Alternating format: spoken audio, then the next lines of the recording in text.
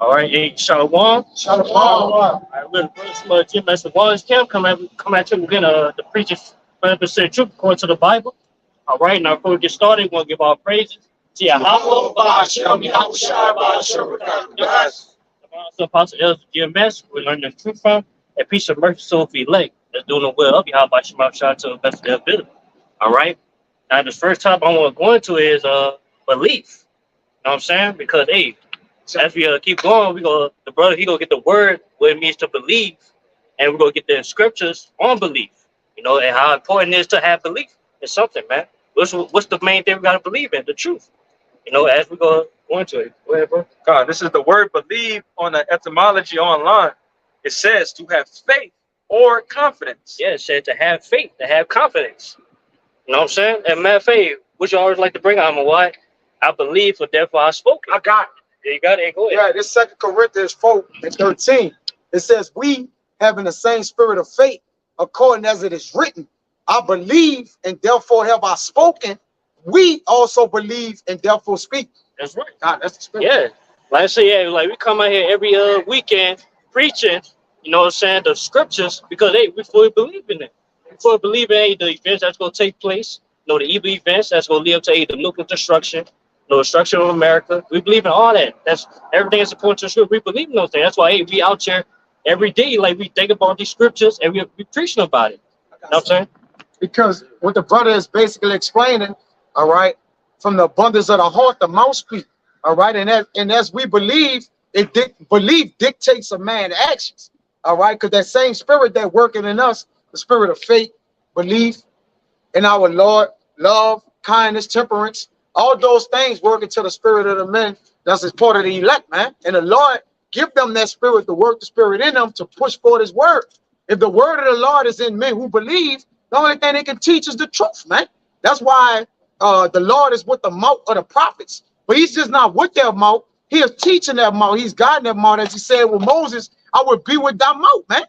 All right. So the thing that a man thinking in his heart, so is he. So as we think it, believe, we speak. All right. And we also carry it out in actions, man. You got it, brother. And not only that, we believe that the priest is true, but also hey, we believe so much that it keep us going as well. You know what I'm saying? Because hey, that's why we able to bear these sufferings that we got to go to. You know what I'm saying? Be in this low condition. Gotta deal with the wickedness of this world, because hey, we fully believe that it's gonna be over, you know, sooner or later. You know what I'm saying? Well, hey, we're gonna be in our kingdom. That's about to come, that's about to be established. You know what I'm saying? Well, we ain't gotta worry about suffering no more, we ain't gotta worry about wickedness or none of that. You know, we fully believe in those things. That's what keep us going in the truth. Gotta preach that too. Go ahead, right? Go ahead. Hey, and we can look at our forefathers in the past and what their beliefs got them. In Romans chapter 4, what does it talk about? Abraham's belief that he would have an heir and that the Most High made a covenant to him. And what happened? He had such faith in it that it took place.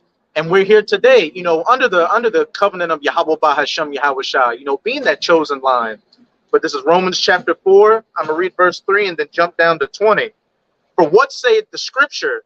Abraham believed the Most High, and it was counted unto him for righteousness. Oh, you got it. You got it. Go ahead. You got it. Yeah, like I say, that's how much hey, Abraham believed. You know what I'm saying? That hey, he was willing to hey, give up his only begotten son, was Isaac. You know what I'm saying? He was able to hey, kill if need be, because hey, he fully believed in the Lord. You know what I'm saying? His ways. You know, so that's the same belief we've got, man. Hey, we forsake all what the world has to offer. You know what I'm saying? Hey, to hey, obtain the kingdom to come. You know. That's how fully we got believe in this thing. You know what I'm saying? I'm going to jump down to verse 20 and listen to what it says about Abraham's belief and faith in Yahweh Ba'ashem, Yahweh Shai. He staggered not at the promise of the Most High through unbelief, but was strong in faith, giving glory to the Most High, and being fully persuaded that what he had promised, he was also able to perform. Yeah, he was fully persuaded of what he had promised to him. We had promised him to be the father of many nations. You know what I'm saying? The star of the lineage, man. You know, of the chosen nation, you know, which is us. You know what I'm saying? He was fully persuaded in that. So that's, like I said again, that's how fully persuaded, fully believed that we got to have, you know, as our forefathers. They say that in the book of Romans. What you saying? If Baba Gashar, one of y'all brothers could get Romans 14, but at 5. Give or take. All right, because that's it. Well, was it? Yeah. Oh, there's a con. This is Romans 14, verse 5. One man esteemeth one day above another, another esteemeth every day alike. Let every man be fully persuaded in his own mind. Right. The way that we go about the Lord, all right, the Lord created the men of the Lord different, all right, but they're all in one mind, as it says in what? 1 Corinthians 1 and 10. We're still in one body and one mind. So let every man be fully persuaded. When you're fully persuaded, and nothing can basically get you off kilter with it, man. You're not gonna go off track. All right, because what you believe in, you got to be set in your belief. You got to be fully established, as it says in the book of Psalms 112, fixed and established in your heart, serving the Lord, man. All right, go ahead, brother. Just back you up. What's it say? A double-minded man is unstable in all his ways. And if you're double-minded, that means you're wavering. You're not fully persuaded or convinced in your own mind. You're lukewarm. You got 1 foot in the truth and 1 foot in the world. So all your decisions are going to be thrown off. You get the word conviction comes from what? Convinced, right? So when you're convinced, matter, get that word in online etymology, conviction. So when you're convinced in something, you can't be like it's con means with. I wonder what the vince mean. You know what it mean, Amawat? Conviction. Either one. Both of them, they right, convinced. It's almost the same thing, man. They got similarities. Go ahead, brother. What's that word convince in the online etymology? It says to overcome decisively. Yeah. What? To overcome decisively. To overcome decisively. Some men are already with their faith. The Lord gave them an insurmountable measure of faith. All right, so they know the Lord like they know the Lord exists. You got to get to the point to be like, when you start to look at the creation, you start to look at the spirit of the men, starting with our apostles and elders. You got to not just think the Lord, you got to know, like, man, we know the Lord is living now, man. All right, that's beyond just you just being willy-nilly thinking like, okay, it might be this or might be that. Nah, you got to be decided in your heart and spirit. You got something good? Yeah, yeah. Come on, swing that. Yeah, so this is conviction. I'll give it to you once I get it. All right, conviction, like the brother said, con means with, and vincere means to conquer. To conquer. All right, so conviction means to overcome decisively, a mental state of being convinced or fully persuaded. What? It says fully persuaded. Fully persuaded. Which I just put the Romans 14, right? Conviction, convinced, they're synonymous. They're of the same word. When you get convinced, you get convicted. All right, meaning what? You fully persuaded, man. You got more? You got more, brother? It's the exact same. Same thing, right? You was reading, brother. That's heavy. All right, because the men of the Lord got conviction. We got drive, but with the drive, we fully persuaded that the Lord is living. He gonna make good on his word. He not gonna, like the Lord ain't late. All right, delayed don't mean deny you, because a lot of time, because the Lord word is not being fulfilled as when we want it, we believe the Lord is being delayed. But when you think about it, as I always tell brothers, we rushing the time, but we right on time. Nobody's just making like, man, we gotta get up out of here. I got a brother, we right on time. We not late, we not too close, we not too far back. We're right on time with the Lord, man. And if you understand that, you'll understand your measure to be what? Be stable, man, and be like, look, it's happening as we speak, and it's not terror. It's happening, man. Go ahead, brother. Motherfucker, want to back up. Let it, once he get that, then y'all got it back up on cars. It says a firm belief, a belief held as proven. What did it tell you in Peter? We have a more sure word of prophecy. We don't just sort of kind of believe. We fully persuade. It says a state of being convinced one has acted in opposition to conscience. So when you convicted, you watching videos, you start to believe, and you're still a nigga, you're gonna be convicted in your mind. Like, man, I got to stop doing this, man. I'm supposed to be on the highways and hedges. I'm not supposed to be a keyboard warrior. I'm supposed to be out there with them. We all got convicted. That's why we all out here. We convicted in our mind. Like, man, I can't just hear this truth and do nothing.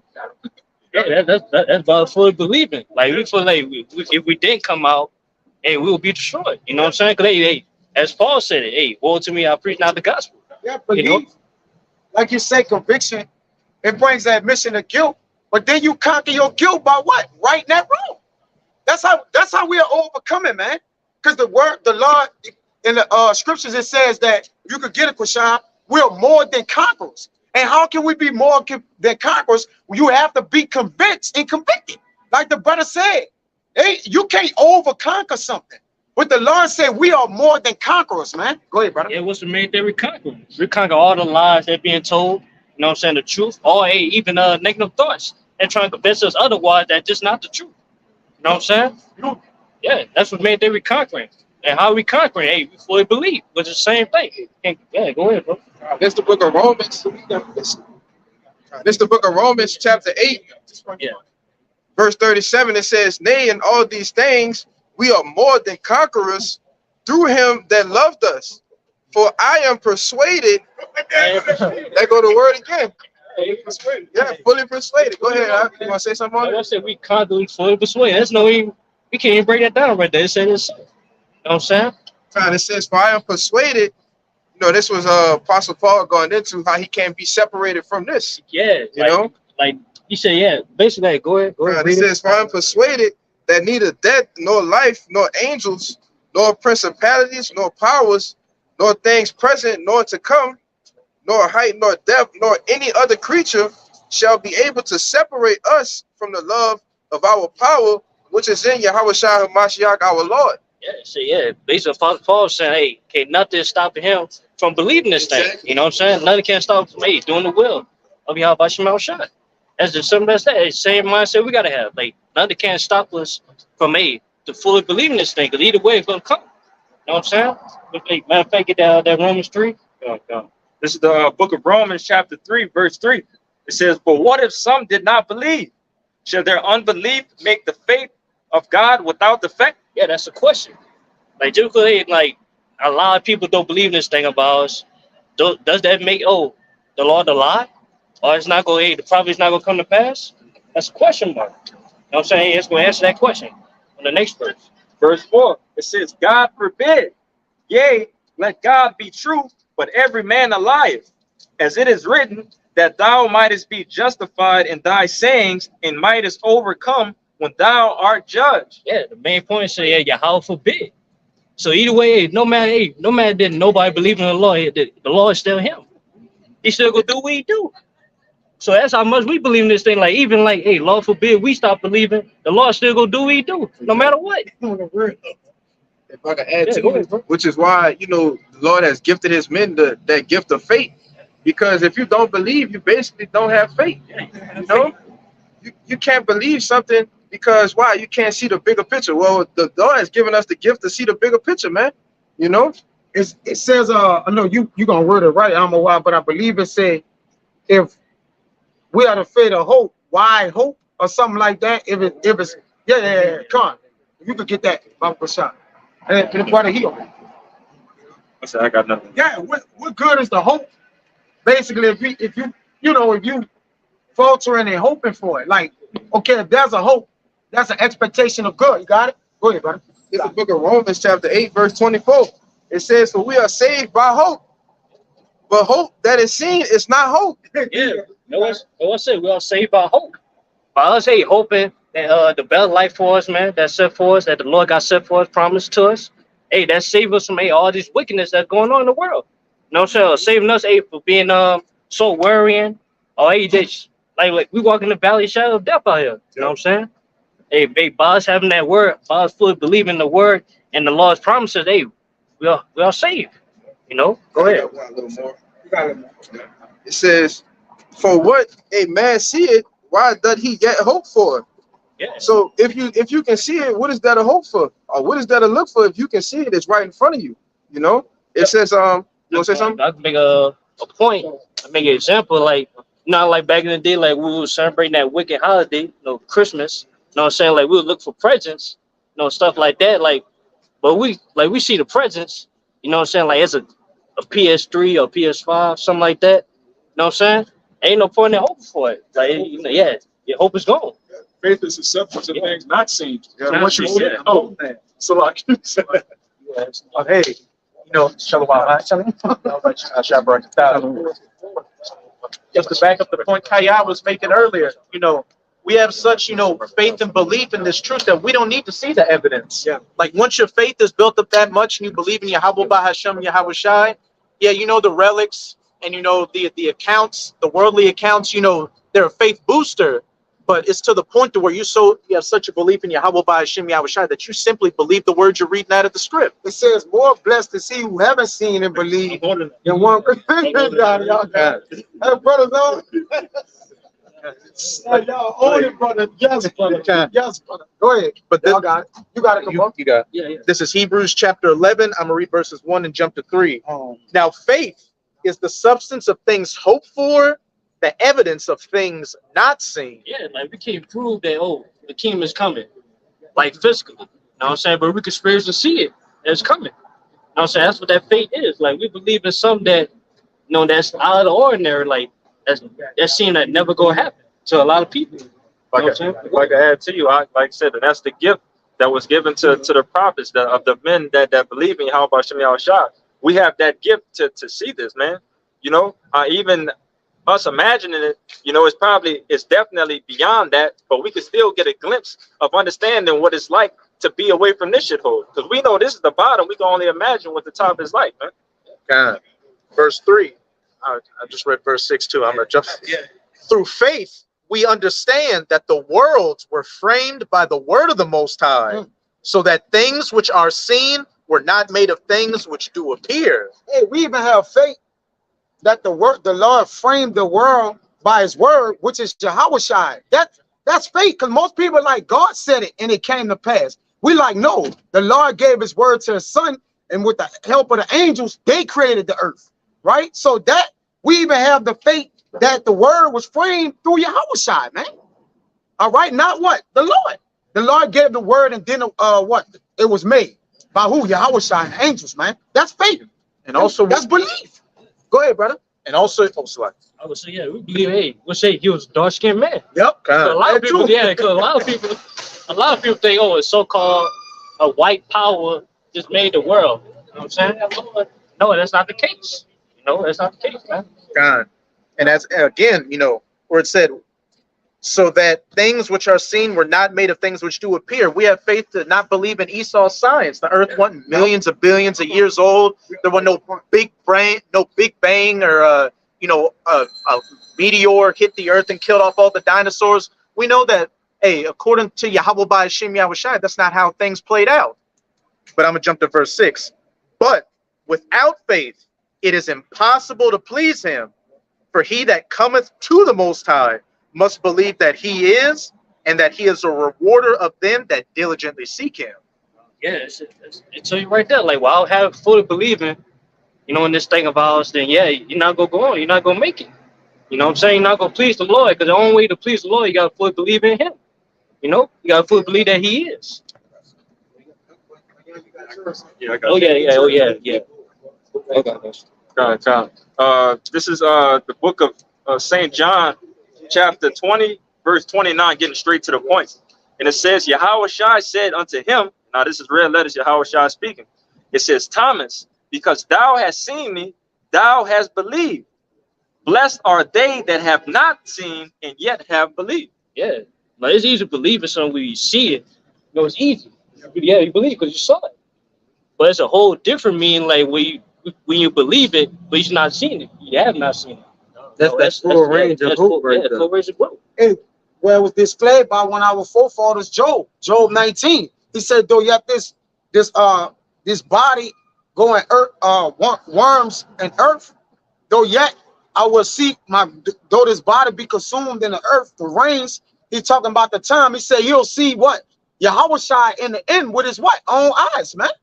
But he was gonna die right there. He like, look, I'm gonna die, but I believe in the end I'm gonna see what Yahweh Shai, man, with my own eyes, man. Job 19.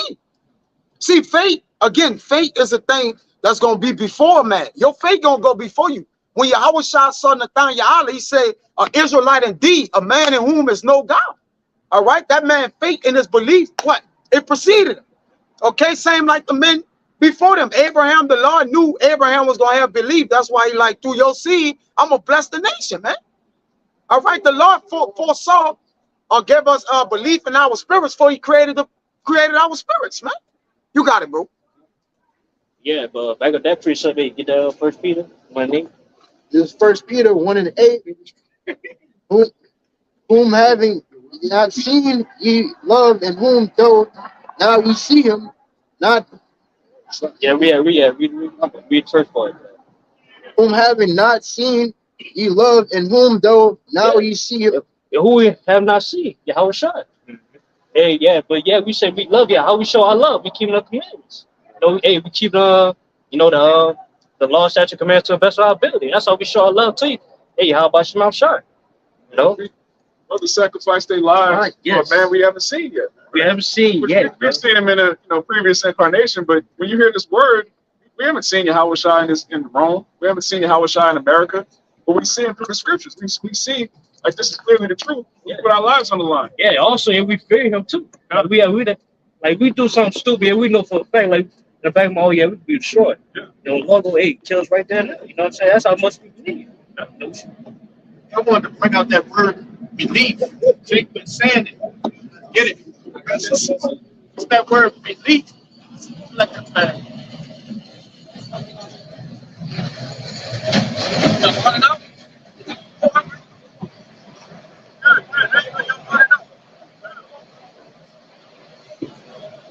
Hey, y'all, I ain't know y'all brought it out. Y'all better brought it out. This belief in the online etymology, and it goes into confidence reposed in a person or thing. And yeah, with faith. And when you go down, it says to care, to desire, to love. And this brother had made a beautiful point. Hey, we notice the truth. We have confidence in that. We believe that.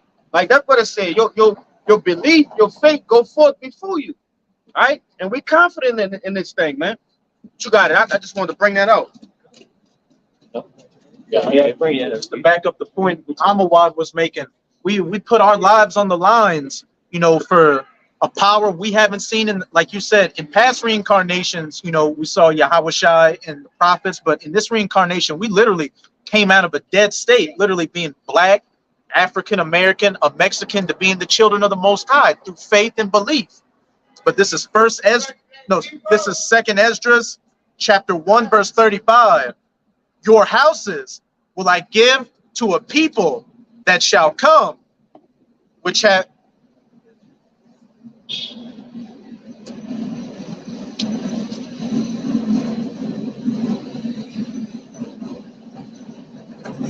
I got it. Second Esdras 1:35. Yeah. This is Second Esdras chapter 1, verse 35. Your houses will I give to a people that shall come, which not having heard of me yet. Oh, He holding it the same way you came oh, over. God. You good. Oh, your houses will I give to a people that shall come, which not having heard of me yet shall believe me, to whom I have shewed no signs, yet they shall do that I have commanded them. Yeah. They have said, Oh, that's plain right there. Like we ain't hear the Lord out of his own mouth saying what to do, but yeah, we believe in it. We heard it from a physical man. You know what I'm saying? God, if I can add real quick too, like I said, and that's what made that lit that fire under our ass to make us want to do this, man. Because like I said, we heard this, and then all of a sudden it just clicked in our head, like, wait, hold up, what's up with this? This shit gotta be right. This ain't no coincidence that I'm hearing this and that this is happening right now. Like I said, everything is just, you know, the Lord is placing that for us. You got it, brother. verse 36, they have seen no prophets, yet they shall call their sins to remembrance and acknowledge them. They say that they see no problem. Yeah, they gonna be called out. You know what I'm saying? They'll be called out of their wickedness. But yeah, everybody think like, oh, what he hears teaching, what he's saying, we condemn them for the sin, wickedness they be doing. They don't believe that. They don't believe that. Oh, this the actual Lord, you know, speaking through those men. You know what I'm saying? Verse 37. I take to witness the grace of the people to come, whose little ones rejoice in gladness, and though they have not seen me with bodily eyes, yet in spirit they believe the things that I say. That's plain right there. Like, yeah, even though we have not seen the Lord or heard the Lord face to face, But yeah, we believe everything he said according to the scriptures that he wrote. You know, that's the main point, man. That we fully believe in this thing about us, man, and long way to the end. You know, That's not belief. What is? yeah. What is? That's how most people believe in this thing. Like what is the truth? What else? Right. You know, what else makes sense? Everything points directly to this, man. Like if you don't believe this is 100% truth, man, we know what's gonna happen to you, shit. But you gotta go. Because y'all making the point of believing. Well, what's the end goal of believing? Salvation. And what we got to do, keep the works to the end, keep the faith to the end. See, this is the book of 2nd Esdras, chapter 9, verse 7. It says, and everyone that shall be saved and shall be able to escape by his works and by faith, whereby ye have believed, shall be preserved from the said perils, and shall see my salvation in my land and within my borders, for I have sanctified them for me from the beginning. You know what I'm saying? By us having that full belief in the Lord, you know, his word, you know what I'm saying, his ways, and we will be saved. I mean, upcoming destruction that's about to come upon this place. You know what I'm saying? Because, hey, I believe gonna be tested, you know, in the times to come. You know, so that's why, hey, we got to build our belief up day by day. You know what I'm saying? That's a perfect point, because it goes right into this Thessalonians. This 2nd Thessalonians 2, which we bring this out all the time, going into the wicked, how the wicked has to be revealed, and the wicked are going to convince people that don't believe to be destroyed. It says, verse 12, 1 and 13, that they all might be damned who believe not the truth, but had pleasure in unrighteousness. But we are bound to give thanks always to our power for you, brethren, beloved of Yahweh, because the Most High hath from the beginning chosen you to salvation through sanctification of the Spirit and belief of the truth. Oh, So we were chosen from the foundation to believe, and these people were chosen to not believe. They're gonna be destroyed. Yeah, that's That's why I say don't let the incredulity about the trouble you, Yeah. right? Because for a person to believe, only thing the Lord gonna throw the kitchen sink at you with unbelief. So what? Satan to what? To basically alter you from your belief. Everything gonna come at you gonna be a bunch of things of unbelief to straighten your belief, man. Because the more you believe in the things, or you cut down strongholds and different things of unbelief, you're gonna get strong in your belief, man. You're not gonna waver. Matter of fact, I got one. This is Sirach 37 and 13. It says, and let the counsel of thine own heart stand, for there's no man more faithful unto thee than it. And instead of having a counselors of 1,000, we have but one counselor. All right. So when we counsel, or Yahweh Shai done sup with us, all right, and live within our spirit, all we counsel of is the things of belief. All right. We don't even think about the unbelief, because we rebuke the thought of unbelief when it comes to us. Man, I'm gonna eat them. Man, no, I ain't. Like, I'm Jake. You know, I got flavor. You gotta start. You know, the counsel which we have established in ourselves. Go ahead, brother. Yeah, that's back up that point that you made that Romans 14:5, which say every man gotta be fully persuaded in his own mind. Yup. You know, that's why, hey, we gotta be fully persuaded in ourselves. That we gotta believe for ourselves. You know what I'm saying? Because, hey, a brother believe like you could get inspired by a brother belief, but it's all about your beliefs. Yup. You believe in the Lord. You know? It says, I got a little more. It says, Sirach 37 and 14. For a man's mind is sometimes want to tell him more than 7 watchmen that sit above and in high tower. Yeah. Nice. Read it again. It says, for a man's mind is sometimes want to tell him more than 7 watchmen that sit above in a high tower. Yeah. Like, yeah, your mind, like you fully believe in the truth, it's gonna scriptures gonna pop up in your mind, say, hey, to keep you going, to keep you motivated. You know what I'm saying? It also means, you know, a man's mind wanders. Yeah, All right, and it goes all over the place, right? Because the watchman, you can't watch in one direction. You got to watch everywhere. So a man's mind want to tell him to go and do everything. But it says this in the next verse. You got it. And above all this, pray to the Most High that he would direct thy way in truth. Yeah, like we have a whole lot of thoughts, man, that come upon our mind. You know what I'm saying? Like negative thoughts. You know what I'm saying? Mostly negative thoughts because we in this flesh. You know what I'm saying? But yeah, hey, we got to pray to the Lord. Hey, he gives us that positive thoughts, man, which, hey, the scriptures, man, the motivation that we need to, hey, to keep going. It's true. And when we pray to the Lord to direct our way in truth, you got to pray that the Lord order your steps, man. Right? Jeremiah 10 and 23. Good. You got it's gone. Bring it out. This Sirach 2 and 6. Believe in him and he will help thee. Order thy way right and trust in him. Yeah, that's right on time. Like he said, yeah, believe in the Lord, it's gonna help you. Hey, do it all. You know, that's just simple and plain. Like all we gotta do is fully believe in the Lord. You know what I'm saying? That he is. And yeah, he gonna help us in certain situations that we in. You know what I'm saying? He gonna get us out of it. You know what I'm saying?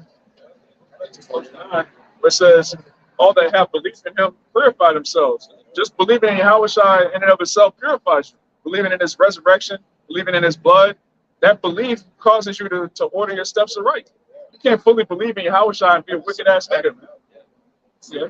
I got something to back that what that brother just said. This the book of Hebrews, chapter 10 and verse 22. And it reads, it says, let us draw near with a true heart in full assurance of faith, having our hearts sprinkled. Hebrews 10 and 22. Oh, God. We talking about it, man. This it? That's what y'all talking about? Yeah, we talking about that. God. Yeah, he As a spirit. Read that again. Dude. It's Hebrews 10 and 22, and it reads, let us draw near with a true heart in full assurance of faith, having our hearts sprinkled from an evil conscience and our bodies washed with pure water. It says, let us hold fast the profession of our faith without wavering. You gotta, when you come into this truth, it's a difference from being on that side and crossing over. You on that side, we always go through the marriage process where we get to know you get to know us. You go through trial and error, you come out, because that's a part of doing the works too. Right? The Lord understands that you coming out as a man with the true intent in your heart to get on this side. The Lord knows what's going on. That's a part of the works too.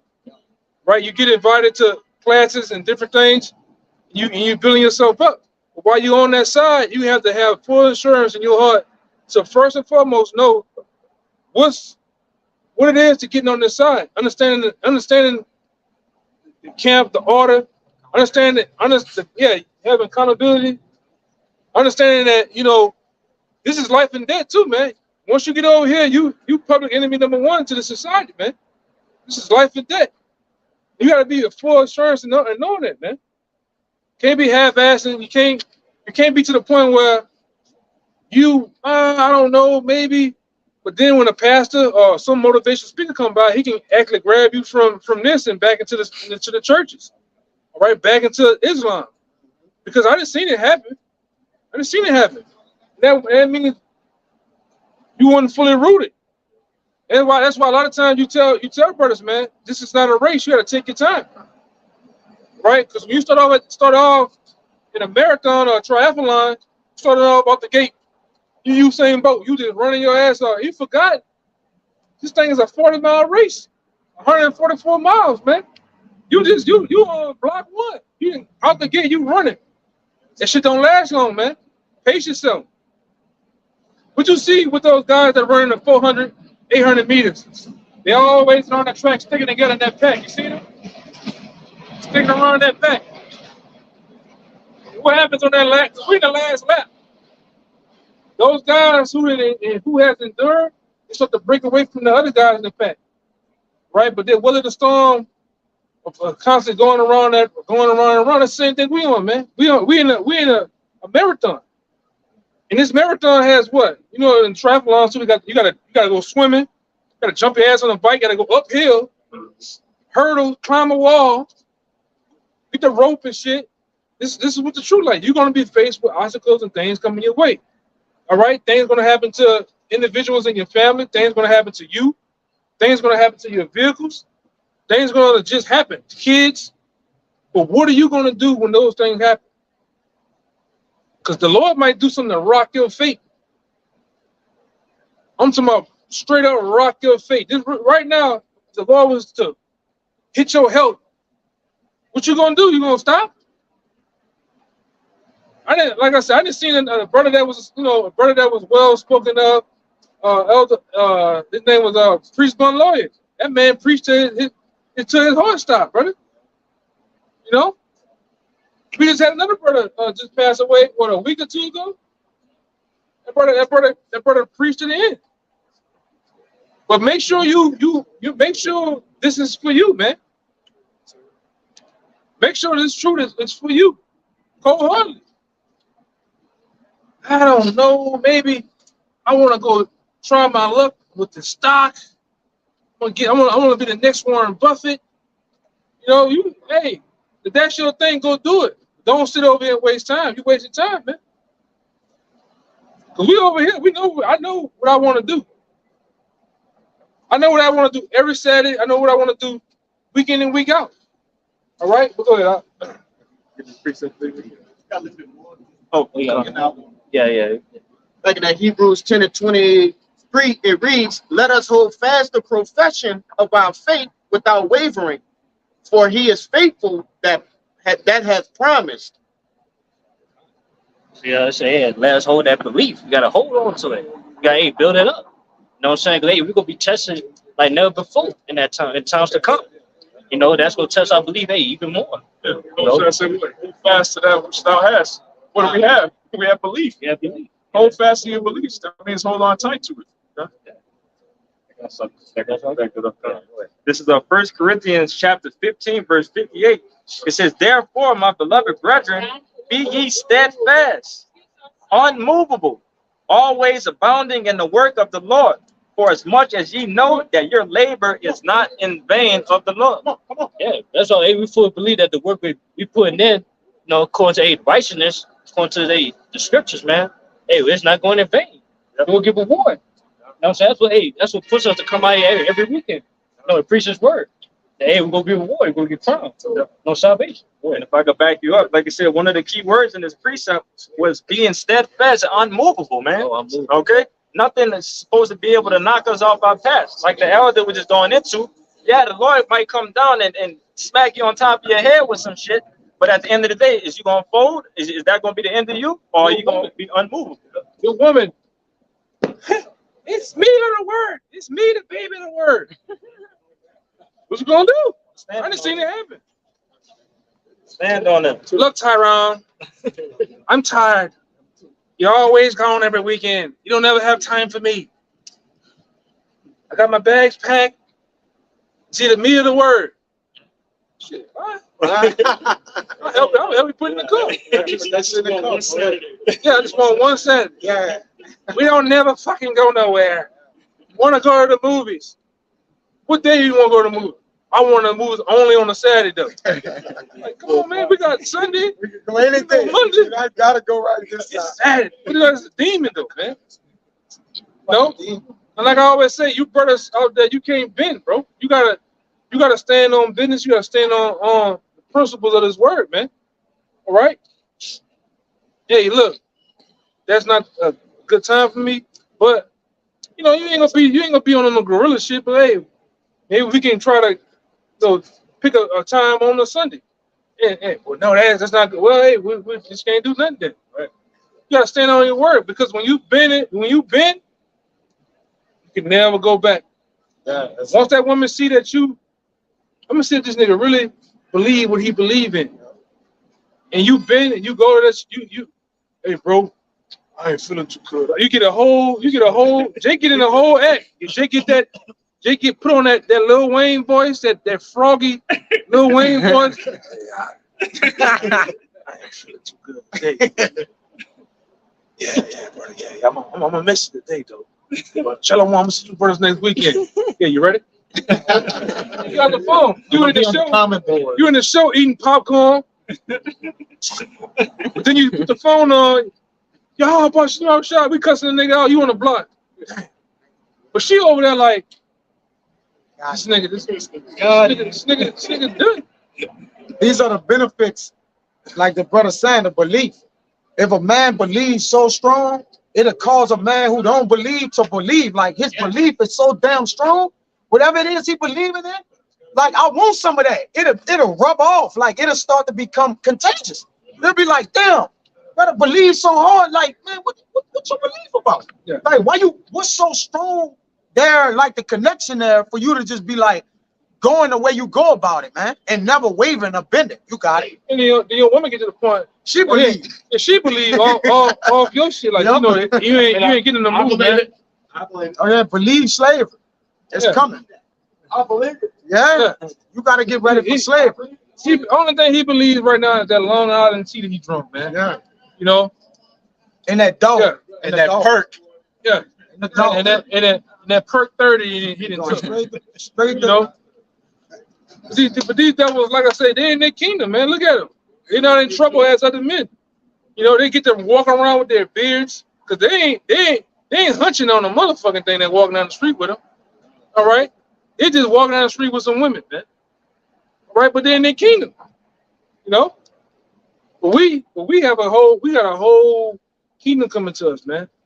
I'm talking about ruling with righteousness and with an iron fist of these devils. What you about to say, though? I'm gonna say, hey, just backing up what the brother Kaya said, belief is a form of power that the Lord have given us, because the world is coming at you with all its of its beliefs, and it's really a battle of beliefs.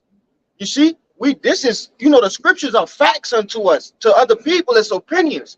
All right, but that just strengthens us to what? To combat every single day. And there's something to add to you too, because me and Elder Zahab, the brother that came out here last week, the elder, we were talking on the side like for each and last one of you brothers, man, the Lord put the spirit of each and last one of our spirits, even my spirit, he put the spirit of certain men down here for a reason to run it, because he know how the people here is. So if brothers are raw, brothers are the way it is, that spirit is here for a reason to conduct the Lord's business, man. All right. So you gotta do the stand at home. You gotta stand on business, because your personal business ain't my business. You gotta stand on business at home. All right, at work. Even with yourself, eating the right. Because you can't be like the situation we had. Hey brother, that's pinking at me. Jake still eat the meat. You know what I'm saying? Jake eating the mystery meat and shit. You gotta stand on business, brother. Like you can't be sitting at home. You gotta keep the law of such commandments. The dietary laws don't stop once that camera go off, man. Because the Lord is watching you. That's another thing Jake forget. Jake forget that the Lord is watching you through the angels, man. He see you up there. He even know your thoughts, man. You up there like Martin with the pork chop. Coming back up. And shit, the Lord, he thinking about eating pork, man. You know what I'm saying? Jay got the mashed potatoes with the brown gravy, the corn. All right? Hey, man. Shrimp What you doing? Huh? Shrimp grits. Shrimp grits and shit, man. Hey, you gotta believe in this, man. It's a reason why the Lord set this whole thing up the way he did, man. It's a reason why this man standing beside you. It's the reason why he's standing beside you, and so on and so forth. That's why we're here. We're literally here to get each other on them chariots, man. You got to get me on the chariot, I got to get him on the chariot. Same thing for him. You are accountable for yourself, and you are your brother's keeper, man. Go ahead, you had it, right?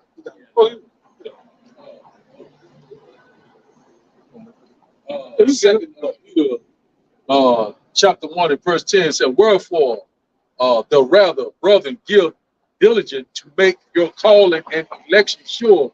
For if ye do these things, ye shall never fail. So one thing about it is that, you trust and believe in the Lord. You got to worry about nothing. The Lord is already overcome. You shall overcome. All we got to do is constantly walk in the path of righteousness. Trust and lean on the Lord. Put your total trust in him. Get 1 Corinthians 10 and 13. You can put it back on him. But that goes what he's saying, man. It's already been worked out in the spirit. You just gotta go through the trial and the test and finishing it, man. Trust the process. Trust the process. That's why, like we always say, the reason why the lion is a lion, because the lion loves the process of going through with the hunt, getting hungry, hiding in the bushes, finding a weakling, chasing them, grabbing them, Slapping them around. choking them out, and then you get the meat. He don't never want to get some shit that's already wounded, already dead. It's over with. But it's the process, man. You gotta go through the process, and the process for us is what? Catching hell, going through the the things in order to building yourself up and actually what they call it, used to make statues, how they chiseling yourself into a man of the Lord, man. With that steel. Right. But hold on, let that shit go by. She ain't gonna make it hit.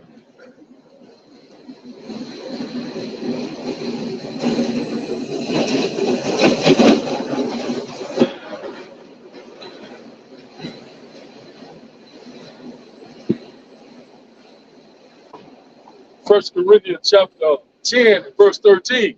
There has no temptation taken you but such as is common to man, but the Almighty is faithful, who will not suffer you to be tempted above that ye are able, but will with the temptation also make a way to escape, that ye may be able to bear it. So one thing about it is that, you know, even whatever the fiery trial that we're going through, the Lord is with us all the way to the finish line. You know, one thing about it, you know, you got to be tried as gold is tried in the fire. You know, so one thing about it, the Lord is constantly purging us. You know, He's constantly building us up. He's constantly, you know, that fine gold, constantly carving us out. You know what I'm saying, through the men that we get ready to be. You know what I'm saying, Yasharah, the prince of the power. You know, hey, the Lord's getting ready, you know, do a mighty work. So all we got to do is trust the process, just like the elder said. You know what I'm saying? Trust and believe in Yahweh, Ba'ashem Yahushua. You know, and one thing about it is, you know what I'm saying? It's a routine thing. You know, we're just constantly doing, just like a job. Get up, constantly do the work, be repetition. Keep doing the work of the Lord, and the Lord's gonna constantly give you that increase. You know, we constantly growing. Once the seed been planted, it's gonna grow. You constantly manifest. You know, the Lord is gonna make you who you are. You know, hey, go ahead, you got it. Yeah, that's a beautiful point, because the Lord, He's in a constant process of purging us. One of those things He's purging out of us is loving this world. So so-called hardships come on you, so-called bad luck, which there's no such thing. But things happen. The Lord is taking you out of the world, man. Our people, you know, you find out you're Israelite, you're supposed to love the kingdom of heaven. You're supposed to want to see the end of this place. All right? You might have your car break down. You might have, you know, love the car too much. One of your children might pass. You might have loved your children too much. It's something you might have loved more than the Lord. So He took it from you. By us suffering make us believe in the word more. Because yeah, now we living through the word. You know what I'm saying? Yeah, because there's a difference when you read the precept, you act like you know it. But you live through it, is a whole different meaning of it.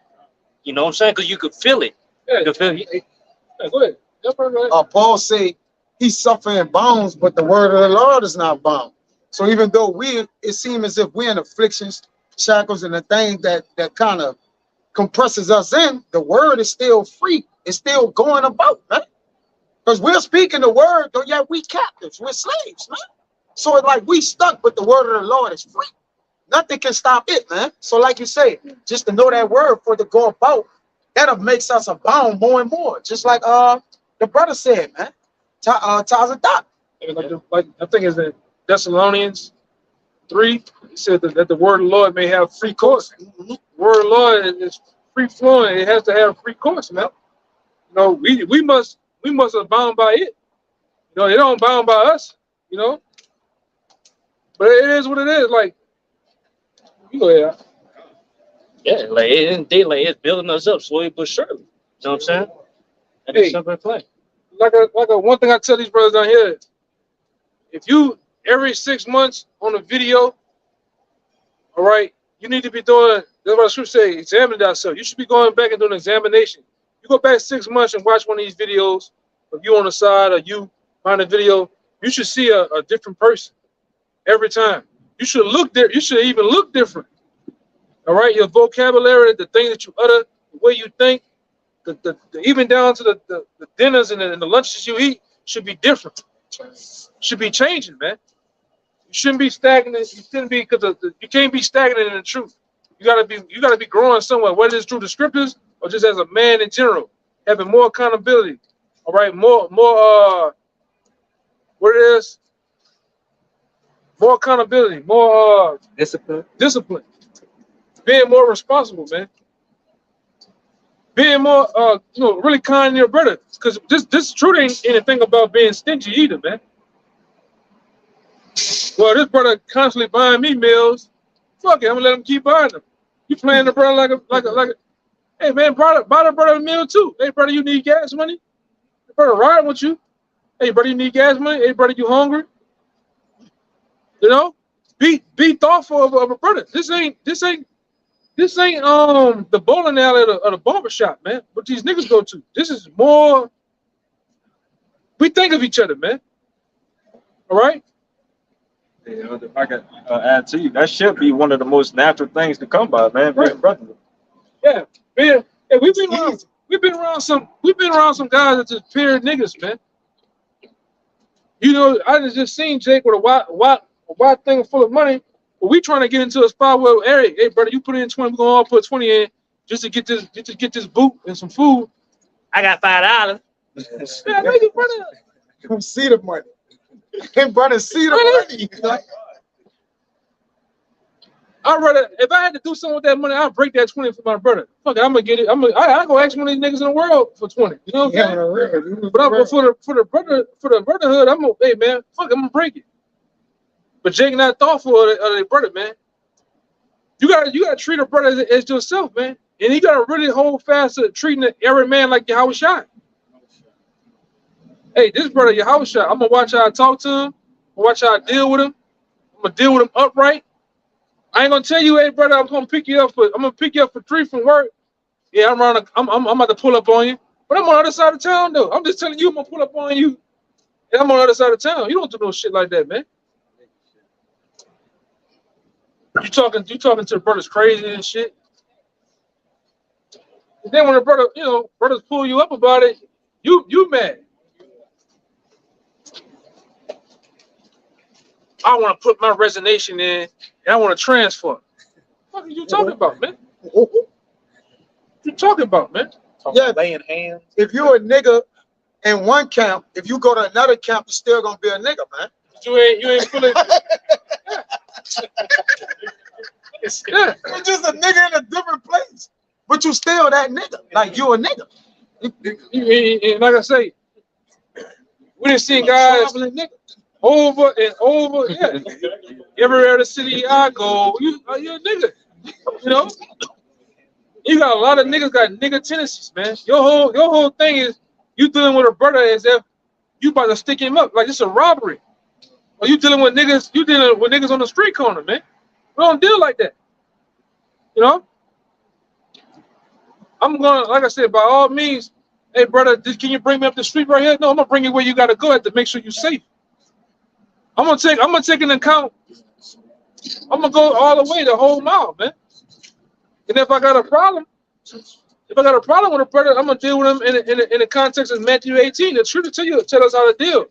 When it comes to, it's best to be straightforward. It's best to go through the straight way of being, because you got certain dudes, you know, I look at, in particular, the guy I work for, you know, he's not straightforward. Before he tell you something straightforward, he's gonna look around, but I don't know. But he's gonna get somebody else to do the shit, the dirty work. He's not a man. You gotta look at him. You gotta look at a man in his eyes, man, and say what it is, man. You know, you gotta ask the brother, really.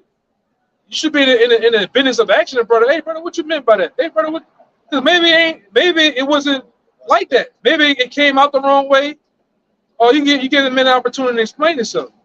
But men don't deal right, you know. But go ahead, huh? This Proverbs 18 and 24. A man that had friends must shew himself free. Read it again. Wait, go ahead. What's going on? Proverbs 18 and 24.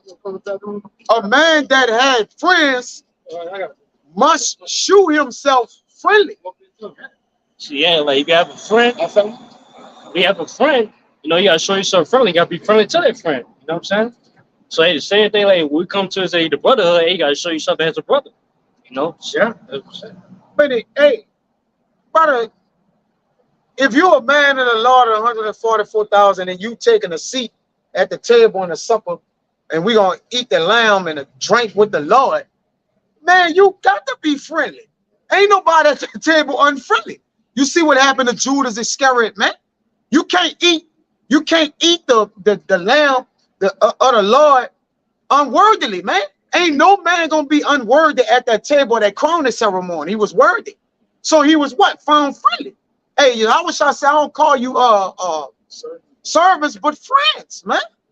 If you're a friend of Yahweh, you automatically friendly, right? And I tell brothers all the time, it's priceless to be a brother. Like, it's easy, brother. It's easy. Like, if you gotta try hard to be a brother, not a brother. That's natural.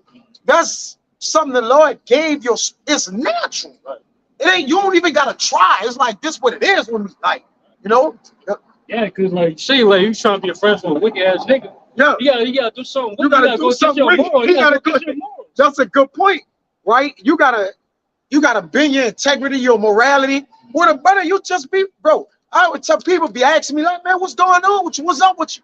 They're like, how you doing? I always tell them I'm regular. They like, man, regular? You ain't good, like you ain't extra, like, brother, I'm just regular. They want me to be a whole bunch of something or a whole lot less. Like, nigga, you ain't wicked, you ain't fucking these bitches, all those shoot, nigga. Like, brother, I'm just regular. Jake asked me, what is regular? Brother, I'm just normal. Sit down, say, bro, how you normal out here? Where all this shit going? Mindset, man. But even with a brother, it should just be a normal, natural thing, man.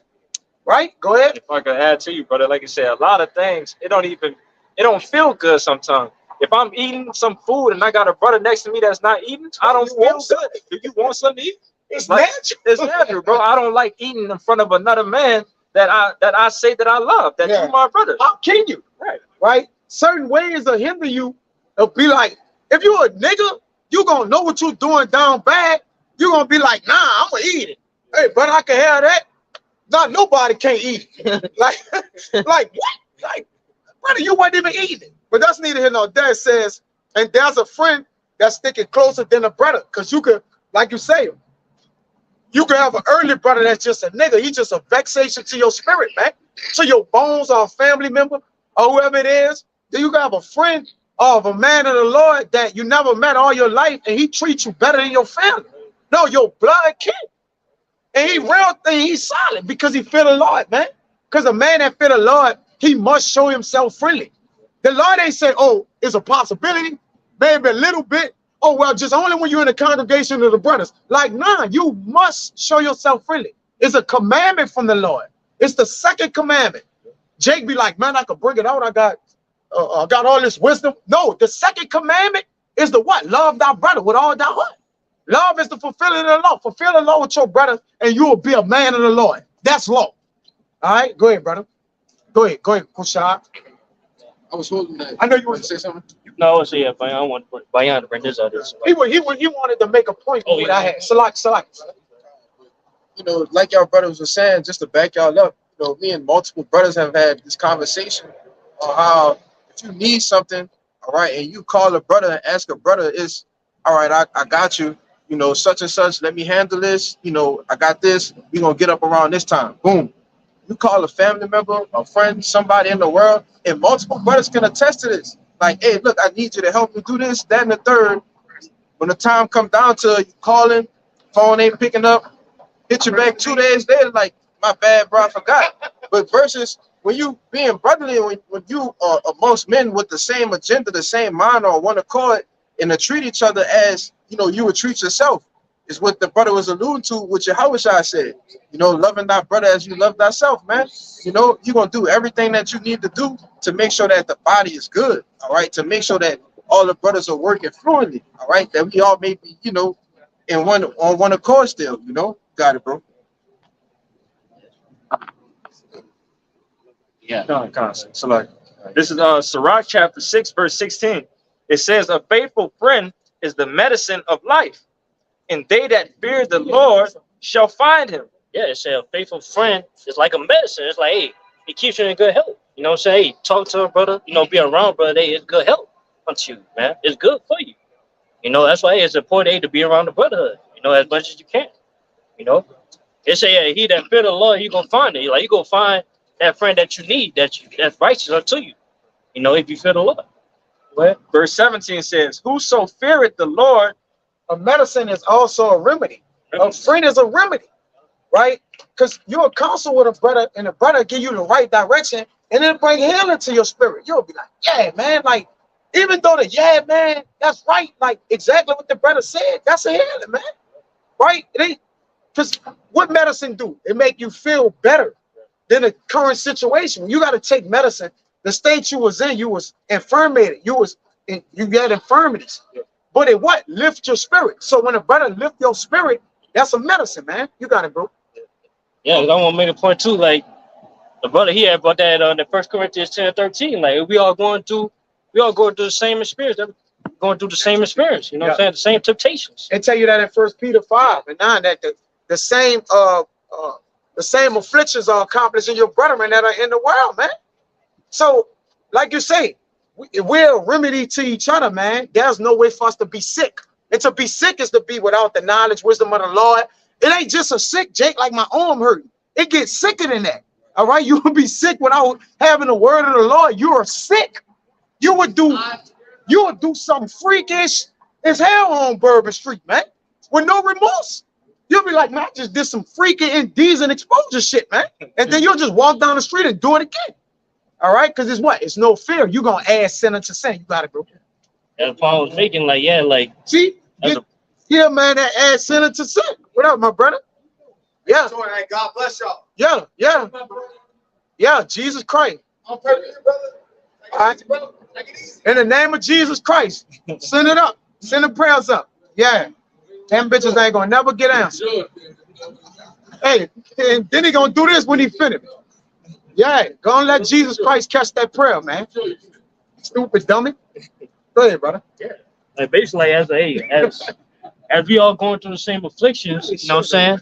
Hey, some brothers, hey, made it through an affliction that you're going through right now. If I talk to that brother, it's like, hey, you know, if that brother can make it through the affliction, I can make it through it. That's what, hey, brothers, hey, talk. Go ahead. Yeah, boost your faith. Yeah. Brothers go through afflictions and come out at the end and boost your You got one too.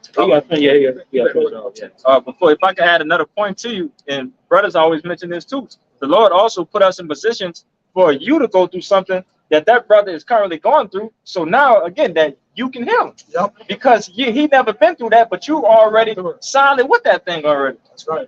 But this is Sirach chapter 6, verse 17. It says, "Whoso feareth the Lord shall direct his friendship aright. For as he is, so shall his neighbor be also." Yeah. That's a whole friendship is built upon. That's a whole brotherhood is built upon. Like, hey, upon the fear of the Lord. Don't be no freak, man. Wait a minute. No, ain't no pictures. We don't play around here. Get ready for slavery, nigga. Get ready for slavery too. Don't put on there. Yeah, you not attractive. Go ahead, man. Yeah, you not attractive. You not attractive, man. Fuck this shit, man. You gotta get ready for slavery. Nigga. Fuck this shit, man.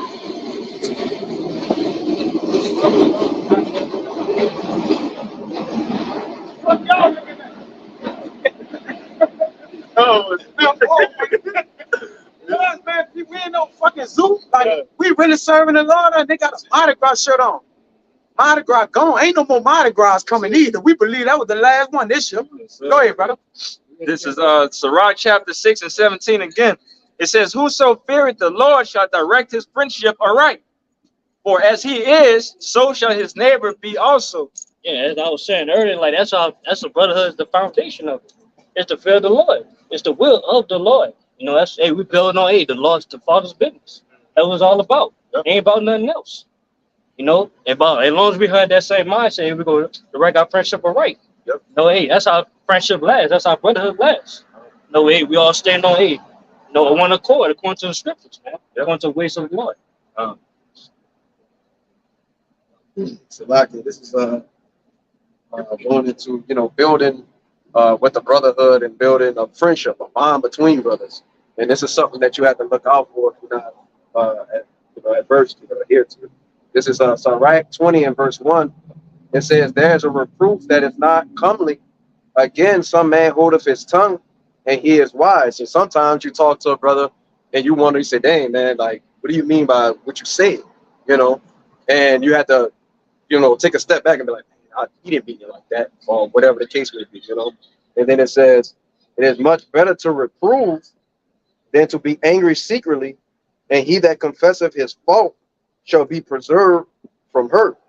So yeah, you know, if you got something to say to your brother, get it off your chest, you know. And you know, we all men out here, you know what I'm saying? So that's all I'm saying. Kind of like, yeah, we're not supposed to come from the brotherhood, yeah, all gossiping. You know what I'm saying? Hey, if you got like something to say to a brother, or you're offended by something, hey, talk to that particular brother. Pulling You know? grudges and shit. But the point is, confessing your faults, man. You know, that has to be done. We ain't in the business of sweeping shit on the rug and everything all hunky-dory and okay. Now, it don't work like that, man. Okay? This Galatians 6 verse 1. Brethren, if a man be overtaken in a fault, and a lot of times we as brothers, we may be overtaken in our faults, man. Because even like you say, getting things off your chest, you got to also be willing to abstract what that brother have done to you, and you may have done something to him. So as we're basically taking each other faults, we got to be able to bear each other burdens. It says, ye which are spiritual, restore such an one in the spirit of meekness, man. So as we be spiritual, we get back to the meek, the low, or you take the low with your brother. All right, if he overtaken in a fault, you take the low. Sometimes taking the low is the best option in things, right? Even if you ain't the one that need to be, have humility. Sometimes it's like, you know what, to build that brother, keep the meekness or keep everything what? Cope steady between us. I take the low, it'll be the best way out, man. But that take humility. You gotta have humility. It says, considering thyself, lest thou also be tempted. Boy, you got it. What's it? Consider yourself. Like, hey, like instead of focusing on trying to say, oh, you right, or you did something right in that point. Hey, make sure, hey, you gotta check on yourself too. Yeah, You know, yeah, balance yourself. You know, that's how, hey, you know, the conversation would be, hey, you know, all right. You know what I'm saying? And I always think about this, like, you offend a brother, sometimes that make us like the brotherhood better. You know what I'm saying? Because it like all the brotherhood ain't gonna be all good all the time. You know, it ain't gonna be all fun. Sometimes you might offend a brother. Just ill. You know what I'm saying? Just know that brother better. Remember, you know what I'm saying? it's a conversation. Yeah, Kindness is too. It's like a back and forth thing. So even if you get a brother to be totally considerate of you, then you'll just be totally considerate of him. It works that way, right? It's a give and take, right? That's how we sanctify each other's souls. You got to give and take. All right, it got to be back and forth. You got it. Yeah, yeah. It's start with communication. An even exchange. Yep. Communication. Communication is an even exchange too, like the elder said, right? It's, you know, brother reaching out, telling you his faults, or speaking things unto you. Then likewise, he got to give you that right to get yours off too, man. All right, and that's what a communication is. It's an even exchange, man. All right, don't be lackluster in it. Go ahead, I. Yeah, sometimes, hey, offense, hey, man, I make the brother, hey, make your friendship, you know, your relationship better with a brother. Yeah, stronger. I wish I said that. Yeah. So, it's Matthew chapter 18, verse 15. It says, moreover, if thy brethren shall trespass against thee, go and tell him his fault between thee and him alone. If he shall hear thee, thou hast gained thy brother. So that's how a lot of friendships, especially amongst men, you get stronger when there's contention. You have a argument, a fight, a disagreement, and you see how our brother handled it. He handled it like a man. Okay, I respect that. You actually get closer to a man through friction and argument sometimes. Like sometimes it go to fist. There been dudes at work, but we didn't start off on the wrong foot. You didn't cuss me out and cuss you, but fuck you. You know what I'm saying? We started all wrong. And then next thing you know, over the process of time, we were working together and we were the best friends. Yeah, man, this motherfucker cussed me out. But it started off rocket, but because men gonna be men, bro. You know, there's a lot of even with Edomites and shit, you know, even with Edomites, shit has started all rough. You got your stance, I got my stance, but then over time, you know, and man, hey, I was tripping, and I could have did that better. But some relationships don't start off right. You know what I'm saying? Hey, man, respect honesty. Man, respect a man that's gonna tell you what it is to your face over somebody that's gonna gossip, talk behind your back. Like that's unmanly. So sometimes two men, they'll lock horns, but you have a mutual respect that way. That's not. Hey, that's wait. Hey, that's the order of relations, right? We're relating something to one another. Whether it's heavy burdens, or brother ain't in the spirit right now, or whatever it may be. Like sometimes you'll just catch a brother when his spirit ain't right. It might not be directly towards you, but he may give you some aggressive energy, but it wasn't because of you. It could have been of some things happened at the house, his woman, or different things like that. And he may come off as if it's geared towards you, but it's not so. And that got to be regulated. He got to let you know. Yeah. Everything.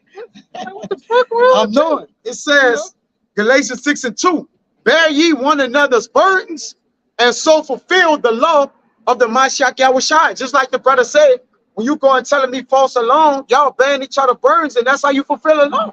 Fulfilling the law is loving your brother. What is the love of the brother? Doing what the Lord say do, according to the precepts. It's easy, brother. It's easy to be a brother. Like, it's easy, right?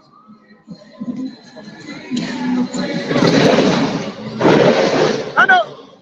Don't nobody want to be his brother. A lot of people don't love him in life. So they just passing he by himself, hitting the horn with a green mask on, right? It's hard to love him. He listen to Edomite mute. Don't know, no brothers don't love him. He hate himself. You got a lot of business when nobody love you. When people love you, you got little business. Like, we got a small world with little business in it.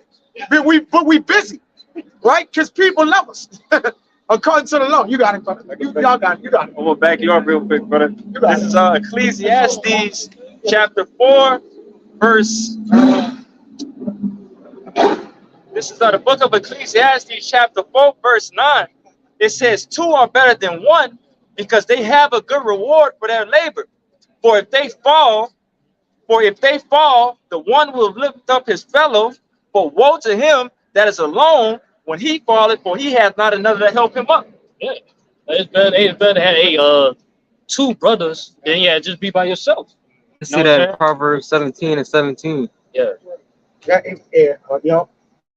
Friend love it at all times. Brother is made for the day of adversity. Hey, that's just like, brother, I would rather argue with my brother than to argue with nobody at all. I'm just, hey, you stupid motherfucker, you fussing with, what are you doing? Right? It's not that you're arguing, but you're getting the understanding with each other. Because all arguing it brings about an understanding, man. And you always want to have an understanding in a way, with which we would never rather that. We never rather just offensively argue with our brother. But if we never get into anything, how then will we ever know we love each other, brother? You gotta take into account of that with your woman, something at the job, or if you never you did everything perfectly, then when something imperfect come about, it might blow up. It might go over the top, man. So then if you do get into some adversity, right, you'll see where the strength is at, where the love of the strength is at. And between you and your brother, you got it. Brother, it's the same with the Lord, man, because we go through hard times and troubles that the Lord bestow upon us, and you be like, frustrated at the moment, but then I got to, humble down and realize that the Lord is actually helping me by afflicting me. Don't frustrate the spirit. Yeah, That's the scripture. you got to don't check have your yourself. spirit frustrate, man. Right? Because frustrating your brother's spirit gonna automatically have your spirit frustrated, because now he got to keep bringing you his faults. Now you got to listen to him. You got to respect him. You got to adhere to him. Then you got to give him back what he's asking of you, man. Right. Whether you like it or not, if he come to you with the law, you gotta bow down to it. You can't, no, brother, get the other brothers. He bringing the law to me, and I don't want to do it. What you talking about, man? You gotta do what the brother asking you to do, man. So when you ask of something of him, it be an even exchange. It's an equivalent. You got it, bro. You can't even know a person until you see him angry. Till you see him angry. It's all good when everything's running smoothly. All right, when you see somebody like angry and they still respectful towards you, it's like, okay, that's how they really feel. That's how you go. Yeah, even McMill, he said one time, if you're down bad, you really see who in your corner. You know what I'm saying? It's Sirach chapter 12, verse 8. A friend cannot be known in prosperity, and an enemy cannot be hidden in adversity. In the prosperity of a man, enemies will be grieved, but in his adversity, even a friend will depart. So a friend can't be known in prosperity, man. Everything's going good. Everybody show up, When things get bad, when you're down to your last $5, like, who's still around? Those are your actual friends. And you're going to know who love you in a time of hate. Because see, hate coming. that time from the world of different people and the time of hate, that's when we're gonna find out who loves us according to the love of brothers. All of us, right? All of us fall under that ride. All right, there ain't no man over it. We all fall under that banner. In the time of hate, we're gonna find out who loves us. And Yahushua gonna love us, man. Yahushua and the men that love the appearance of him, right? And that's in the same spirit. You gotta do. Yeah. Now, I want to make a point too, like, cause we had friends of the world that day. All we did was just have fun. You know what I'm saying? We just you know what I'm saying, trying to get these chicks, parties and all that shit. But in the day, like as soon as like as you get older and shit like that, hey, this just start to mature. You know what I'm saying? And then like it start to dissolve, like it go away. You grow apart from family members and friends and shit like that, man. And it's true make it happen too. Girl, we around that nigga wear a dress on the corner. And preaching man, they talk shit, bro. I mean, but just in life sometimes you just grow apart. I got or had a so-called friend. I'm like, God damn, a nigga, you still acting like 2006 when we was in high school. You 30 something now, you still acting the same way. But the truth brings forth the acts for maturity too. All right, just as somewhere in life there's a process where it has a click. You have to start bringing forward responsibility, whether that's with a woman or a child or even with yourself. All right, because like I always say, a way how a man can conduct himself and he takes care of himself and the things around him shows for what he is, man. You can groom yourself. You can have nice, decent clothes on. Your car can be clean, look good. That shows how your mind is. But when you're around here looking like Blanka from Street Fighter, something wrong, man. Go ahead. This is Sirach chapter 19. I'm gonna start at 29. A man may be known by his look, and one that hath understanding by his countenance when thou meetest him. Yeah. Nice, presentable. You know what I'm saying? You look good, you smell good, you decent. Hey man, all those things come into account. But when you see a man, Jake don't even got pants or jeans for himself, man. Something wrong. Huh? With no pockets on him. Hey, the Lord, with the point you're making, is a great point, analogy, and example of that. The men of the Lord even take care of their beasts, y'all can know. Yeah. And beasts are not men and people. Yeah, you shouldn't go. Brother shouldn't go by your house and your dog got a hat rack, man. You can hang a fitty cap on them back hind legs, but a foot at, man. Real show you just be a spinal cord, man. Hurt. You know. So I can hear eat. Nah, man, take care of your shit, bro. If you take care of beasts, how much more yourself as a man? Like men don't have dominion over the beasts. So what he's saying is a perfect example, man. Take care of everything, man. You take care of your shit, man. Your car is like back in the ancient time, you had a horse. That's your cherry. Your cherry, you gotta take care of that bitch, man. Until the missiles come, maybe, you know. Or you were able and fortunate to, to dip and dab through cars, cool. But take care of the bitches though, bro. Yeah. You might need to get the fuck out of here for a hurricane, though. Anything, man. Hey, brother, I'm stuck in Delaware. I might need you to come get me. Oh, brother, my tire's low. Brother, put some man in the tire. But you may be you might be the only guy that's able to do it, but you gotta have things right though. Yeah, you can't treat yourself like shit, but then you say, I just treat the Lord like everything, man. But you don't have care of yourself. Even the Lord say, take care of yourself, man. You're his temple. You're his temple. You just, I'm gonna just defile myself, but I'm gonna make sure the Lord is just never polluted. What are you talking about, man? Right? Come on, bro. The kingdom of heaven is within you. Start acting like it, man. You're the bride of your house. You're the bride. If you see somebody, woman, and they haggard and they messed up, their hair is unkempt, they bust down, what that say about the man? You bugged out. It says adorn yourself for the marriage. Like, get ready to the marriage. And what a woman do? She spend the whole time away looking as beautiful as she could possibly look for the man for 2 minutes. You only walk down the aisle 2 minutes, then you say, I'm doing this good. That's bullshit. But I'm just general. She spent the whole month or however long it took on what? Just beauty, just adorning herself. So if we the wife for Yahweh Shai or the groom, then we should be adorning ourselves, cleaning our temple up, all right, unpolluting ourselves, right, making ourselves pure and cleansing ourselves with the word, man, right, with the word, cleansing out, working on ourselves, man. Bodily exercise profited, but little, but it profited. But we exercise spiritually and start to level up spiritually. That's cleaning yourself up too, man, right? That's taking it up a notch. You got it, bro. Y'all got it.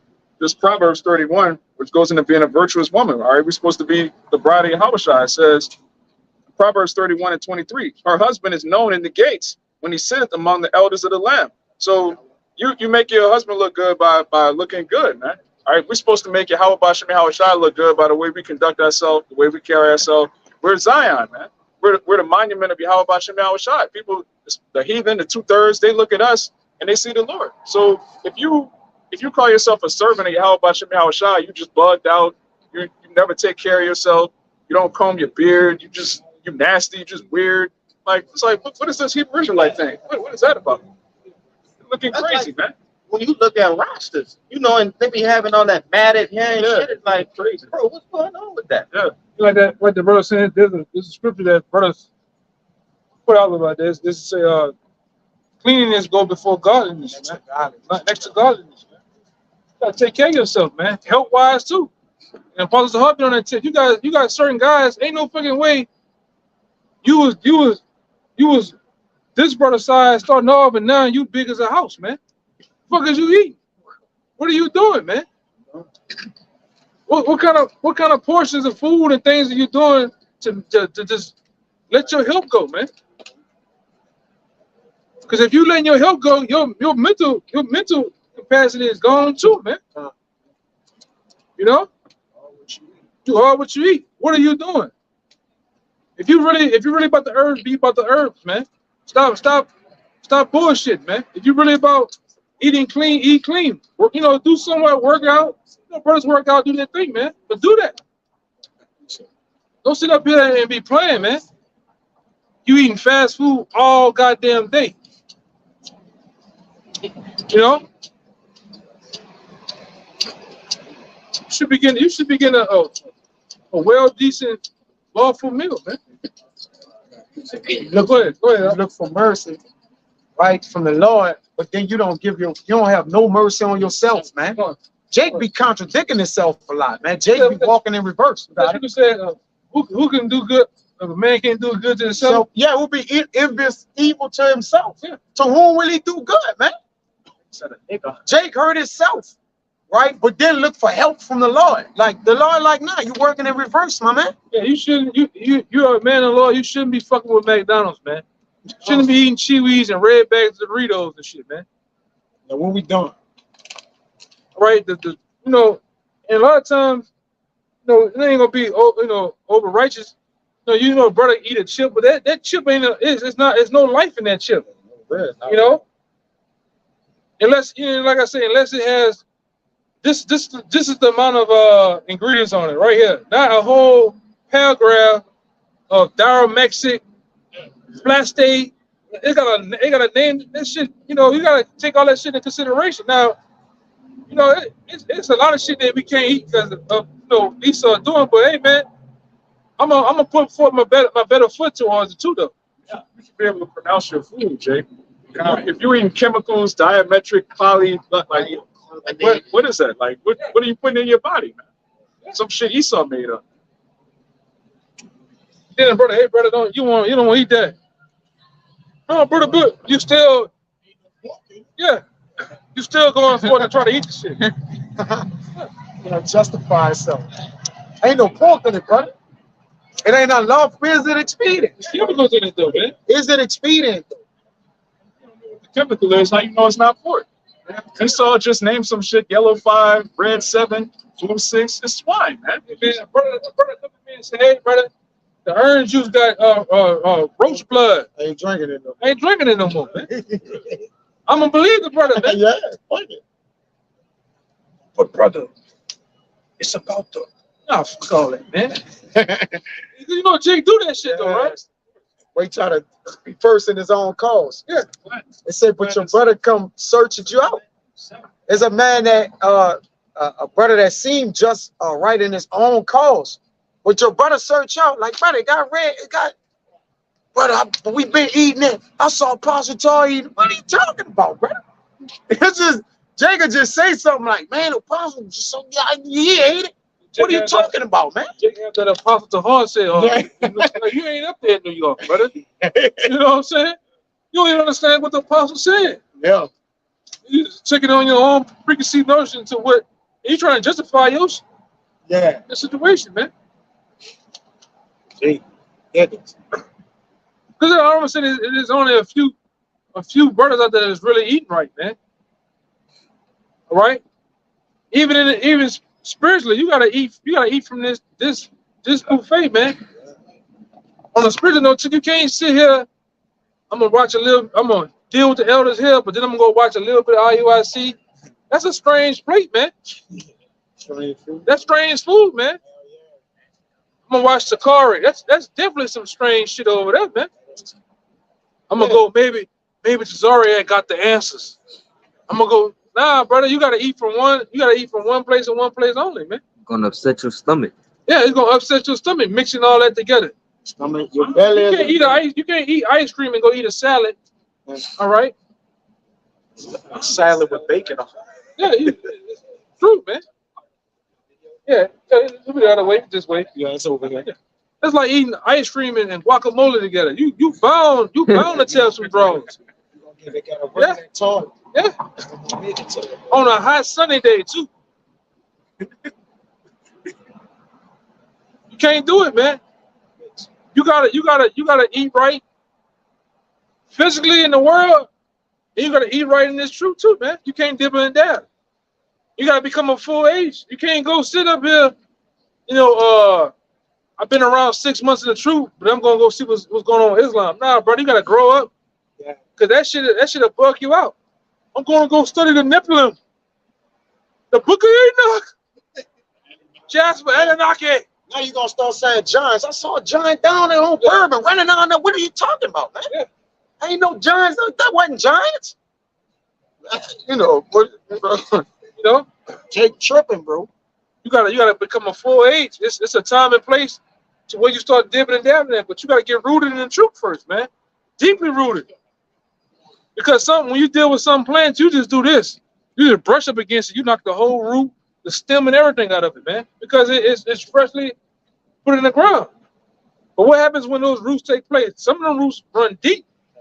They run wide, man. You gotta get rooted. Going back to the original lesson of being assured in the truth, understanding what you're into, man. But some dudes don't even understand that. They still battling with the white man. The white man is not, Yahweh Shah is not a white man. You know what I'm talking about? When you do, you know how Jake do? Jake put them hands together. Jesus pop in his mind. The white guy. You gotta erase that out your mind. You gotta look at him and I know for sure that the Most High is a dark skinned man. Yahweh Shah is a dark skinned man. What you got? It's like, when you try something new, you gotta keep on eating that same thing until you get used to the taste of it. Yeah. You know what I'm saying? Get used to your stomach. To where now that's all you taste. You know what I'm saying? So it's the same thing with the word. You gotta get used to having to understand the word to where even though you do dipping it down to other books, the word come to you first to come to you. It's like lifting weights. When you first start off lifting weights, it's hard to get into it because you got that what going against you? The resistance. It's uncomfortable. It's uncomfortable. The pain sets in. And then what happens once you start to conquer the pain, conquer the discipline of, I might have did 2 push-ups today. I'm going back tomorrow, do 2 more. And tomorrow I'm gonna do the next day I'm gonna do 3. After a while, all that shit, it's a second nature to you. The resistance ain't so much resistance no more. Now I went from 135 pounds to 225. 225, and I'm going up.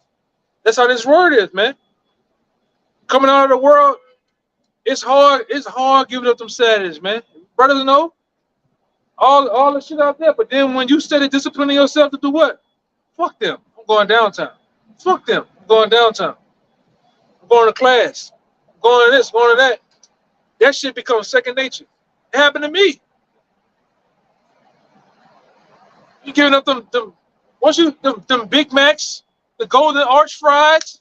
I don't think about that shit no more, man. I don't think about pork chops, brother. I don't think about none of that shit. Women, all the women out in law, I get them back in the kingdom, man. Fuck it.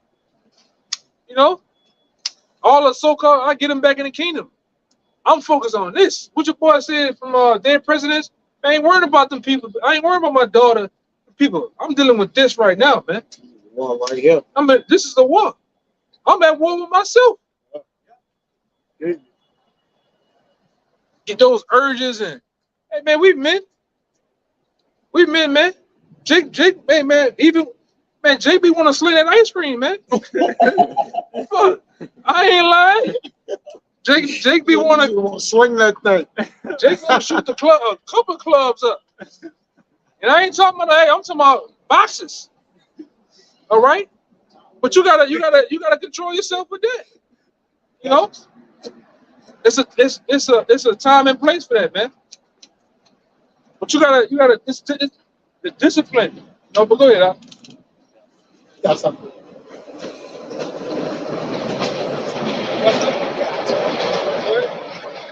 This is the book of Colossians, chapter 2, verse 6. It says, as ye have therefore received of Mashiach Yahushua the Lord. So, He holding it down. Oh, Go ahead. That's good, the spirit, brother. That's crazy. this is the book of Colossians, chapter 2, verse 6. As ye have therefore received from Mashiach Yahushua the Lord, so walk ye in him, rooted and built up in him, established in the faith. Rooted in him. To be rooted, get the word rooted. Just see what rooted say, man. You gotta be rooted. Just like any one of these trees that we see. In order for that tree to grow, it has to first root take a root to what? Fertile ground. The foundation of the first foundation of the plant is the what? The ground, the soil that it is in, man. Then it starts to do what? Take a root, and it gets bigger and bigger and bigger, man. All right. That brother experienced the process a lot of rooting it, digging up and putting on. See, like that. So that brother know the rigorous work it take. But this what must happen so it could be established. The establishment of something is a process. It don't just pop up and pop out. Sometimes you gotta pluck up way more than what you'll have to do to actually putting it in. You'll do crucial work to just put it in, right? And then covering it up and let it grow up, man. You got it, bro. Yeah, like today, I was with the owner's son. He said, "Man, I want to go see how this particular tree I put in how it look." He said, "Damn, it's big." He said that thing was like this big when he put it in 3 years ago. Now it's big as that goddamn pole, man. Yeah. It's almost tall as that pole. It was planted right. Yeah, planted right. But that, and you gotta look at you gotta look at yourself as a tree, as a plant. How you started off, you gotta be able to be constantly growing, man. Constantly getting bigger and bigger and bigger. Right? Go ahead. What that word rooted say? I'm gonna get to read it again. I'm gonna get back. That is the word rooted in that Colossians the brother's reading, and it's G4492. Rezo, and it reads, it's the outline of biblical usage, to cause to strike root, to strengthen with roots, to render firm, to fix, to establish. It says, cause a person or thing to be thoroughly grounded. What say the strong? Ain't gonna definition. Strong's Or the definition. lexicon. It just says to root. The Strong's definition. I'm about to look in the lexicon. That's the anchor. It's in Yahushua. It's the anchor to our soul, man. We was actually started rooted or planted by Yahushua. What Paul said, Apollo's watering and Paul planted, but Yahweh, he gave the increase. He like in the midnight to plants. Yo, by the rivers of water. Well, I got the You got the spirit going, guys. yes. It's the book of Psalms, chapter 1. Start at the top. It says, blessed is the man that walketh not in the counsel of the ungodly, hanging around niggas, being around people that are still in the world, nor standeth in the way of sinners, nor sitteth in the seat of the scornful. which that's these other camps, they're scorners, man. They hate the apostles, they hate the true breakdown of the scriptures. You're sitting with wicked men, you're watching this person, you're getting defiled. It says, but his delight is in the law of Yahweh, and in his law doth he meditate day and night, right? Meditating on the precepts, studying. It says, this is the point right here, verse 3. And he shall be like a tree planted by the rivers of water that bringeth forth his fruit in his season. So when you keep the commandments, when you constantly around godly men, and you stay away from niggas, it's like you're a tree being planted by rivers of living water, man. Yahweh Shai. And that's the best way to grow. Yeah, like certain trials we might go to where we have to apply the scriptures. Yeah, if it should be English, they're playing English now. You know what I'm saying? So they will be able to grow. You know? In Ezekiel 31, they use that metaphor about him being like Lebanon or the tree, or Adam was in 31. Ezekiel, about him being a tree that shrouds, he was over all the trees, man. And we planted in him.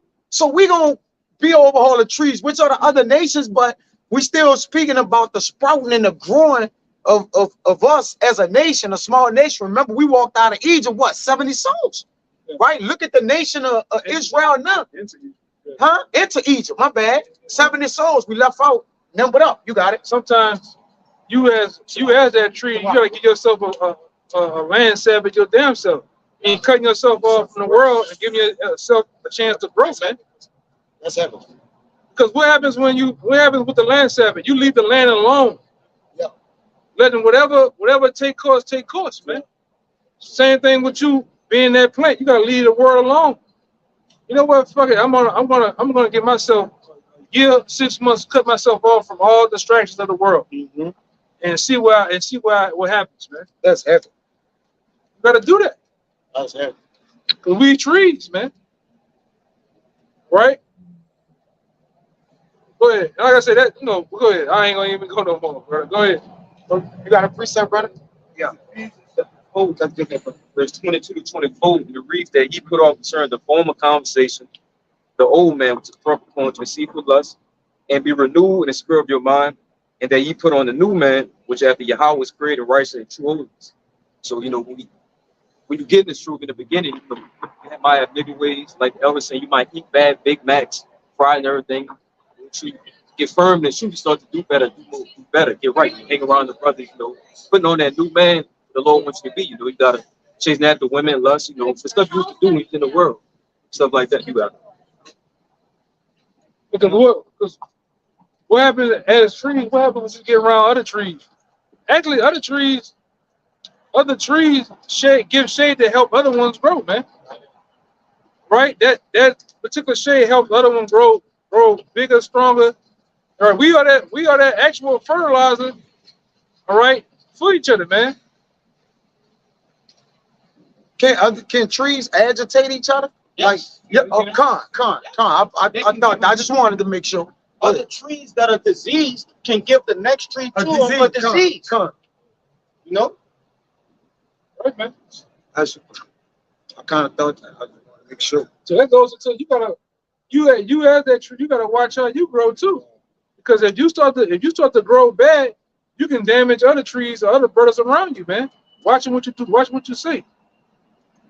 The trees got life in it. Yeah. So it's moving. Yeah, so there's a level of energy or negativity could be given unto you. Or like the brother said, it could agitate you or get you to what? Do something that's off. It's like the trees in the garden, man. What it did, it got the righteous man of Eve, all right, that serpent subtlety did that unto Eve, which brought the evilness into Adam, man. So those trees caused one other tree to go off, man. We them same servants in that vineyard working that garden. Yep, we was in it. So you gotta watch how you do that, we actually working that vineyard, man. Yep. So you gotta give a damn about everything around you. The vineyard, you gotta watch what happens in the vineyard. You got other type of insects come in. You got other type of what you pull up. Those things you pull up. Weeds. Yeah, weeds. That's a lot. Yeah, weeds. All those things, man. Yep. Weeds would be like the sickness. Sit down. Yeah. Gotta break that fallow ground up. That's why you see when the oxen is breaking the cloud of the ground up, he he's separating things too also, man. He's separating vines and different things so it could be a fertile ground, man. So where it gotta blossom. Man, this brother deal with this shit. We didn't deal with certain trees that got so many. I'm talking about vines so strong it's choking out the other plants and trees. You could then swing from them bitches like Tarzan. That shit Tarzan ain't been swinging from. But it chokes out other plants, man, to where it killing off shit. You know, you gotta watch, but you as the brothers in the camp, you gotta watch for shit like that. You gotta watch for things other. We didn't have some characters come out here, bro. We didn't have some characters come out. Like the brother said, you meet some of the most beautiful brothers in the truth. You meet some of the most. Really, you gotta look at them. They're the top grimiest guys in the world, man. To be a nigga in the world, you the top. You the top of the top, just like us.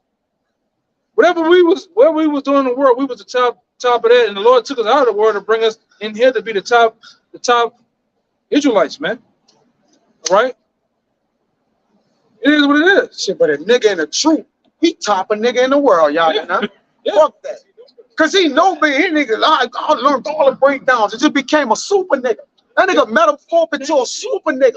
Now he a nigga over the niggas in the world, man. Here, a nigga with precepts. He wants to be over. They know him. He wants to really. That guy wants to be over Yahweh Shai, because it's not his show. Yeah. It's not his show. That's why I say it's not about views. It's not about subscriptions. It's not about that, man. It's about Yahweh Shai. Give Yahweh Shai the glory, man. It's all as plain as day, man. I tell you that in John 3 and what 30, that we must decrease and Yahweh Shai must increase, man. So if we planning this and the Lord is supping with us, man, we by default increase Yahweh Shai, because what? We coming with what? Paul said, be ye followers of me, as I'm a follower of Yahweh Shai. So as we decreasing, right, or losing over here, we're gaining and winning the Lord, right? So it go hand in hand, man. Yahweh Shai got to increase and we must decrease. John 3. You got it, bro. Y'all got it. Go ahead. Back up all the points y'all just made. This is John chapter 15. I'm going to start at 1. This is Yahweh Shai speaking. I am the true vine, and my Father is the husbandman. Come on. Every branch in me, hey, Yahweh by Hashem Yahweh Shai is doing us a favor. Every branch in me that beareth not fruit, he taketh away. And every branch that beareth fruit, he purgeth it, that it may bring forth more fruit. Now ye are clean through the word which I have spoken unto you. Abide in me, and I in you, as the branch cannot bear fruit of itself, except it abideth in the vine. No more can ye, except ye abide in me. Yeah, basically, Yahweh Shai is that planet, man.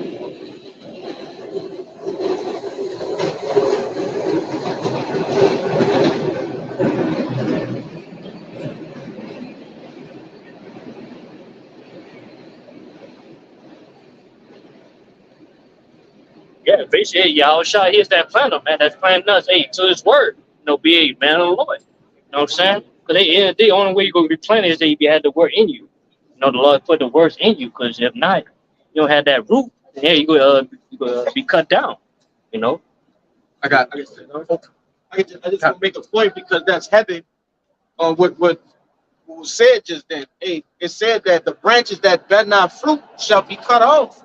And one thing that me and that brother do at work is, pretty much, if you see a tree that's a branch that's damaged, you have to pluck that. You have to take that off, because the tree is steady giving energy to fix that problem when it's never going to be fixed. So it needs to be cut off to give the other branches the necessary energy to bring forth more fruit. So, hey, that's beautiful. That's beautiful right there. You just brought up. The point you made, how you have to take a land Sabbath for yourself from the things of the world. What did it just say? Hey, that's like a dead member of the body. Some men be dead and they dragging the weight of the body. You gotta cut ties with that man, because he's bringing forth nothing if it's dead. Yahweh Shai say the axe is at the tree, at the root of the tree. I'm gonna get it. tree that bears no fruit for 3 years. Yeah, the axe is added. Meaning what? It got to be hacked off, man. It ain't bearing nothing. So even though Yahweh gave it time to grow, he was like, look, we'll come back and see what it do. But then if it don't, the axe is at the tree, man. It got to be what? Cut off. It's dead weight. One of the things, you know, with men coming in truth, a lot of guys coming from the world, a lot of guys, like I brought up earlier, is stingy. Now, if you came in the truth and brother seen that you was stingy on year 5, year 6, year 7, you shouldn't still be stingy. Be stingy, brother. Yeah, like come on. You tell me you still on that type of time? Well, fuck it. Motherfucker ain't calling me. I ain't calling them. Motherfucker ain't like you shouldn't even be thinking like that, man. I got that precept. You shouldn't be thinking like that at year 6, year 7, year 8. It should be second nature. I'm gonna holler to see how the brother doing. Hey brother, hey, hey, you ain't gotta pay for that, brother. Yeah. You offering, man. Because I'm gonna tell you, the Lord tell you that giving alms, giving some type of help, that's more important than anything, man. The multitude of sin. And it delivered from that. Yeah. Come on, come. It's okay. This what I had mentioned. This Matthew 3:8. Bring forth therefore fruits, meet for repentance. 10 is the point. And now also the axe is laid unto the root of the trees. Therefore every tree which bringeth not forth good fruit is hewn down and cast into the fire. What gets you out of here? The spirit. The spirit gets you out of here, man. You ain't right. The fruits of the spirit too, which is love, peace, kindness, right? Charity. Wait a minute of the Lord, man. Yeah. If you ain't bringing forth that, you gotta go, man. You gotta go. And like I said, Yahweh trying to shout the spirit gets you out of the way, man, every time. Yeah. You can't hide from it, man. Yeah, you can't basically with closed production. If something producing, you can't hold it back. You ever notice that? Man, we got the business it's gaining more and more, steam. And you just can't even hold the production back. Unless you take everything off the shelf and close the business. Other than that, production it overflows. I learned that from oil and gas and manufacturing. If you that guy, if you're in station 3 holding up, taking your own good time, you're going to take piss breaks, you fuck up the whole line. The process, yeah. You fuck up shipping, receiving. You mess up a whole what it said, supply chain of things, man. Yeah. And it happens the same way. You taking vacation when you're supposed to be in class, but you're taking vacations with the boo for X amount of time. But then when it come down to year 6, year 7, when you're supposed to be on a level to teach other men, but you ain't got it though, man. Hey man, something wrong. Something wrong, man. You gotta get to the point where you're growing, man. This is a growth process where you're never stagnant. Water, the truth is compared to water. Water is always flowing, man. Even though on top it looks calm, underneath it's doing what? It's moving. It's moving. Yeah. It's never current. It's never stagnant, man. Even when the Lord said he leading me behind still waters, when you go that word still, it's peaceable. Yeah. So peaceable water have a flow. That's why we're like the Lord liking us into water. Right. We always moving. That's why it says in Acts 17 that in him we live, move, and have our being. Anything that's alive is moving. It got life, brother. Trees got life to it. It's moving. Them trees is moving. The atmosphere is moving, man. The atmosphere is alive. Like Jake said, the heavens is what? It's producing. Birds, the earth is alive. The land is growing. Under it is fire, not hellfire. All right, as it says in Job. It coming out of it bread. Yeah, it's producing food. It's the spirit of it. Yup. You know, everything that brings forth movement has life to it, man. It's a spirit, man. Day in itself is likened it to a spirit in itself, man. Mm-hmm.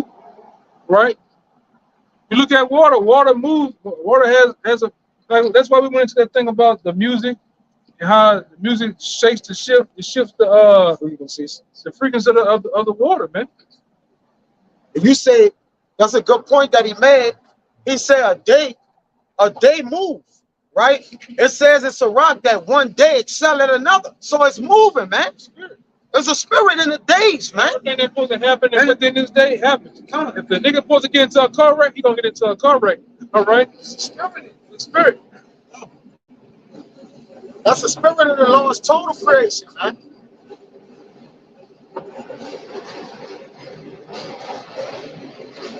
Everything happens in due time. Like we went into last time. If it's on February, what it is, March the 2nd, 2024, if you supposed to come into the truth today, you're gonna come into the truth, man. And so how the Lord liking it, man. And you're gonna move and elevate and develop. You're gonna move, man. You can't get in here like the brother said and be like, okay, you come from that side to over here, and you be like, hey, I'm made, I'm good. Oh no, it's time to really level up now. I always tell Jake, come over. It's just not starting. You gotta just have a like, I'm just starting, I'm just getting at it spirit. And Jake, who a rookie, you got more drilling in as a rookie than anything, right? So if you keep a rookie mentality, man, you're gonna always play hard. All right, you're gonna always go hard. How hard a rookie going? He gotta establish himself. Right? So same in the truth. Treat every day like it's your first day. And then the drilling of a rookie. Hey, I didn't see even at this one particular guy, like, you know how Jake be on that first day, you know, there's one guy named Roach, he'll down there knock you down trying to pick up some shit. He gonna kill you, trying to kill you. I got it, you know, but he treating it like it's his first day. You know, on the first day you being watched, you know, like you know, how your attendance is and everything. You gotta keep that same energy though, man. You can't get to, because you got a lot of dudes, man, they get to year 7, year 8, now you can place it. You got the big head, like you're hey man, you're not a 35-year veteran, man. All right? Fuck you can't take off. You gotta go harder. Because every year it's like what that old video game is when you remember that video game with the airplane you shooting all day? Galaga. You stage it to Galaga. At the end stage, you fight this big ass ship or monster. It's like, hey man, we into that. My bad, I'm hitting the bird. But you gotta get to that stage. You gotta understand every year them demons are getting more powerful, more what the scripture says. There's more much heaviness, more sorrow. Much wisdom brings much much wisdom bringing forth much sorrow. So every year, every other couple of months, them demons are growing more, man. We good, right? You gotta understand there's stages, there's levels to this, man. Each year that you surpass, you got more heavier demons that are gonna take you. They're gonna be more powerful than stage 1, year 1. It's like, you know, going with the plane analogy. When a plane gets more vibrant and grows more fruit, more bugs and more weeds and things are attached to it to try to take it down and eat it. Yeah. It might start off at insects. You got rodents, you know, mammals. These things can cause serious damage. But I had a precept to back up what you were saying. It's the book of Sirach, chapter 7 and verse 15. It reads, "Hate not laborer's work, neither husbandry, which the Most High hath ordained." And is this not the husbandry, the laborer's work that the Lord hath ordained? And you say, hate it not, man. So, you know, take on this hard work, these tasks that the Lord has given us with good cheer. Okay? Hey, we got a reward for it coming. Lord willing, we amongst that reward. What you got? Double honor to the apostles, man, because look how they critique and groom their vineyard, which come through us. Then we took for it, got in the vineyard and did what? Come for a job. It shows that the different men that's on the level to where we come from, we sprung from that, they come forward. You brothers show you that we give a fuck. The way how we critique you brothers, or we detail oriented, man. Like you look at Apostle Hall, he's particular about things, man. Right, but when you look on the video, you see brothers when you got the vocabs and these different guys come up, they get demolished, man. But it shows you how the time brothers and put it into you brothers, man. The way y'all on the level, taking time out for breakdowns Lessons. Yeah. It shows you, man, the time that the apostles put into to different men, man. I'm gonna say it, man. The hell with it. These other camps ain't dealing with us on a level as far as this knowledge, man. It's night and day. It's straight up night and day when it comes to us as far as this knowledge, looking into different things, bringing forth information. And like I said, all praises to Yahweh Shem Shah, man. Double honors to the elders for that, man.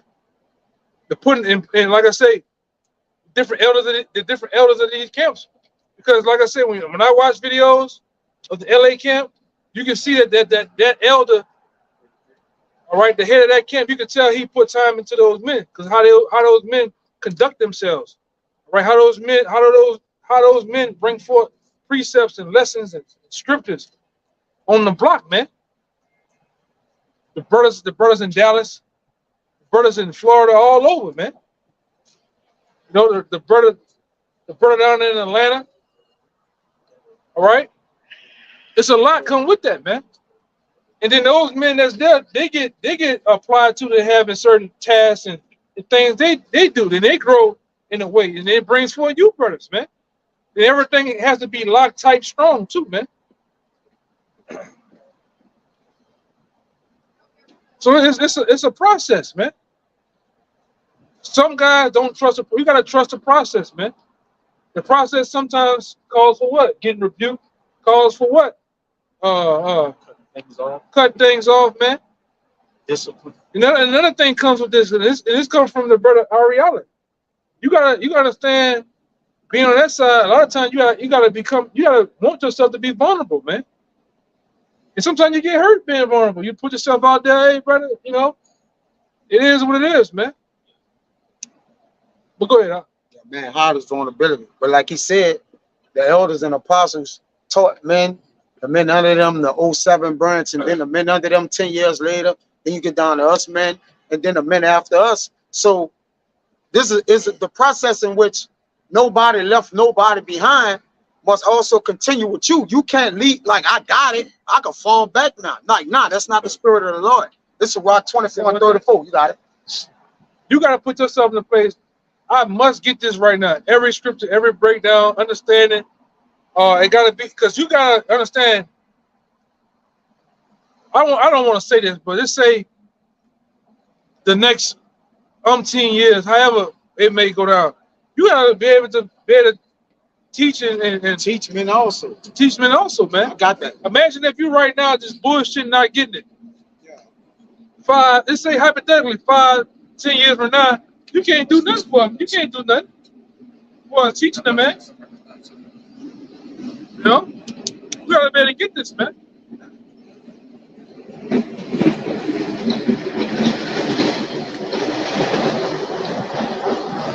So Rock 24 and 34.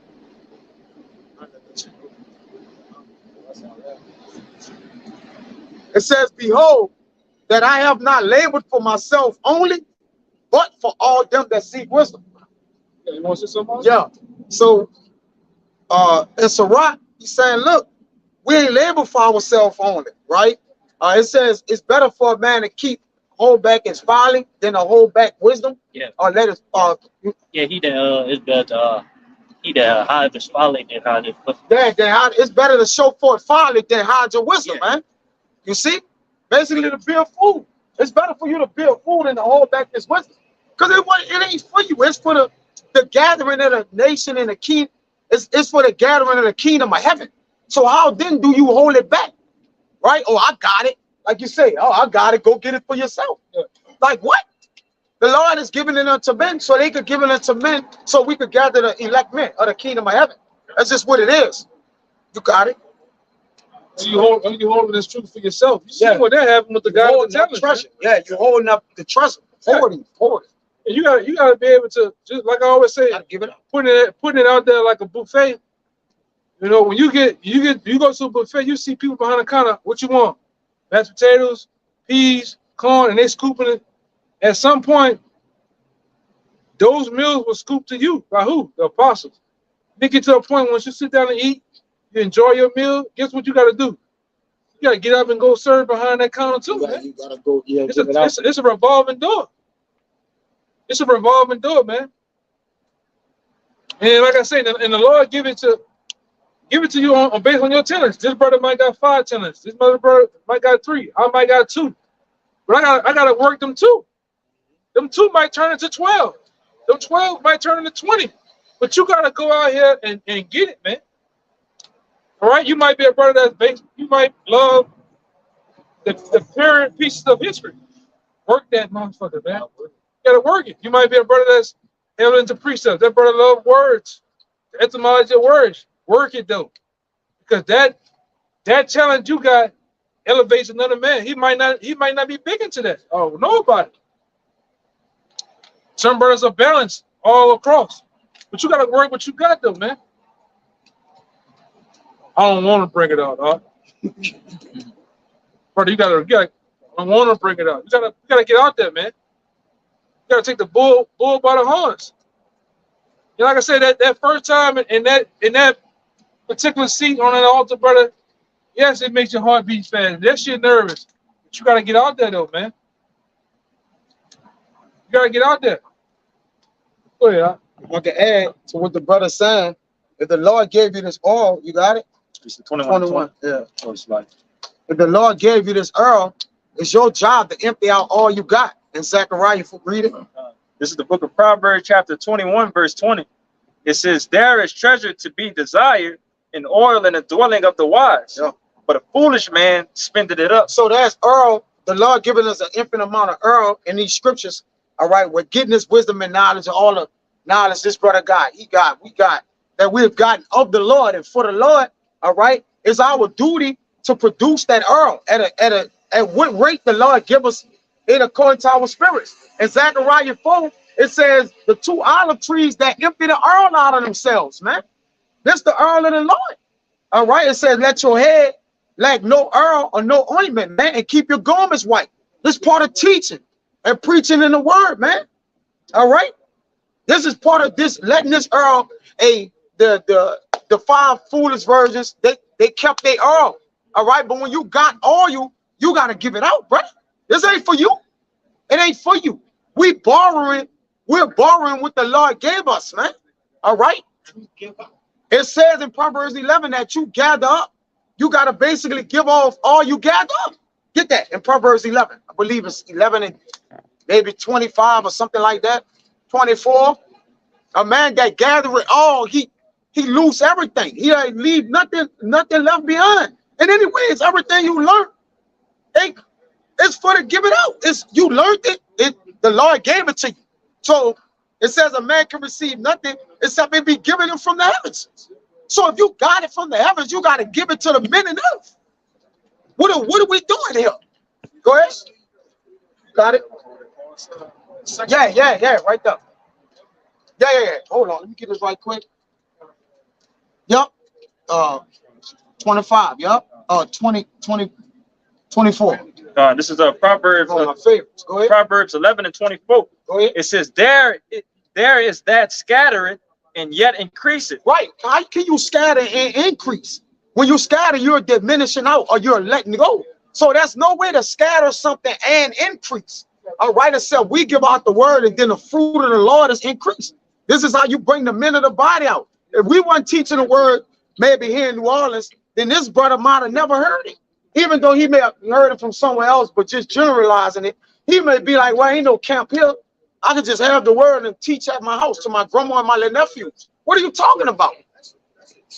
You got to go to the water gate. You got to go and present yourself and make your body. You got to go and tell the people. All right. In the what? In the congregation, in the marketplace, man. In the agora. You can't hide in the house or in your own favorite place and teach this, man. Go ahead. Even the example of our biblics, like being like, if you just hold it all the they had to himself, none of us would never have this wisdom and knowledge. That's a good point. What if our biblics is like, man, I ain't going to tell him the Lord coming, or I ain't. Hey, the hell with Israel, right? Or join, the speaker that the Lord is coming, man. Elijah coming back, you know, through reincarnations of warning and getting our people woke, all right, for the waking up. Okay, we was woke up by other men. Remember that. It wasn't of you. The truth said it's not of you, but it's of the Lord. But go ahead, brother. It says, Proverbs 11 and 24, it says, there is that scattereth Yup. and yet increaseth. Come on. And there is that withholdeth more than is meat, but it tended to poverty. So when you get a talent and you withholding this knowledge and wisdom, it's gonna tend to poverty, man. All right, Jake scared to bring his talents to the forefront, and you can't tell yourself what you're gonna be in the house of the Lord. Hey, man, I'm just a helper.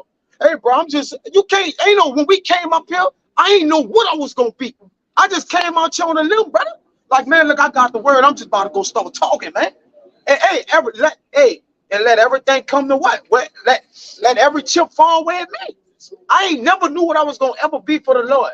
When the Spirit of the Lord got on me, brother, I just started talking, brother.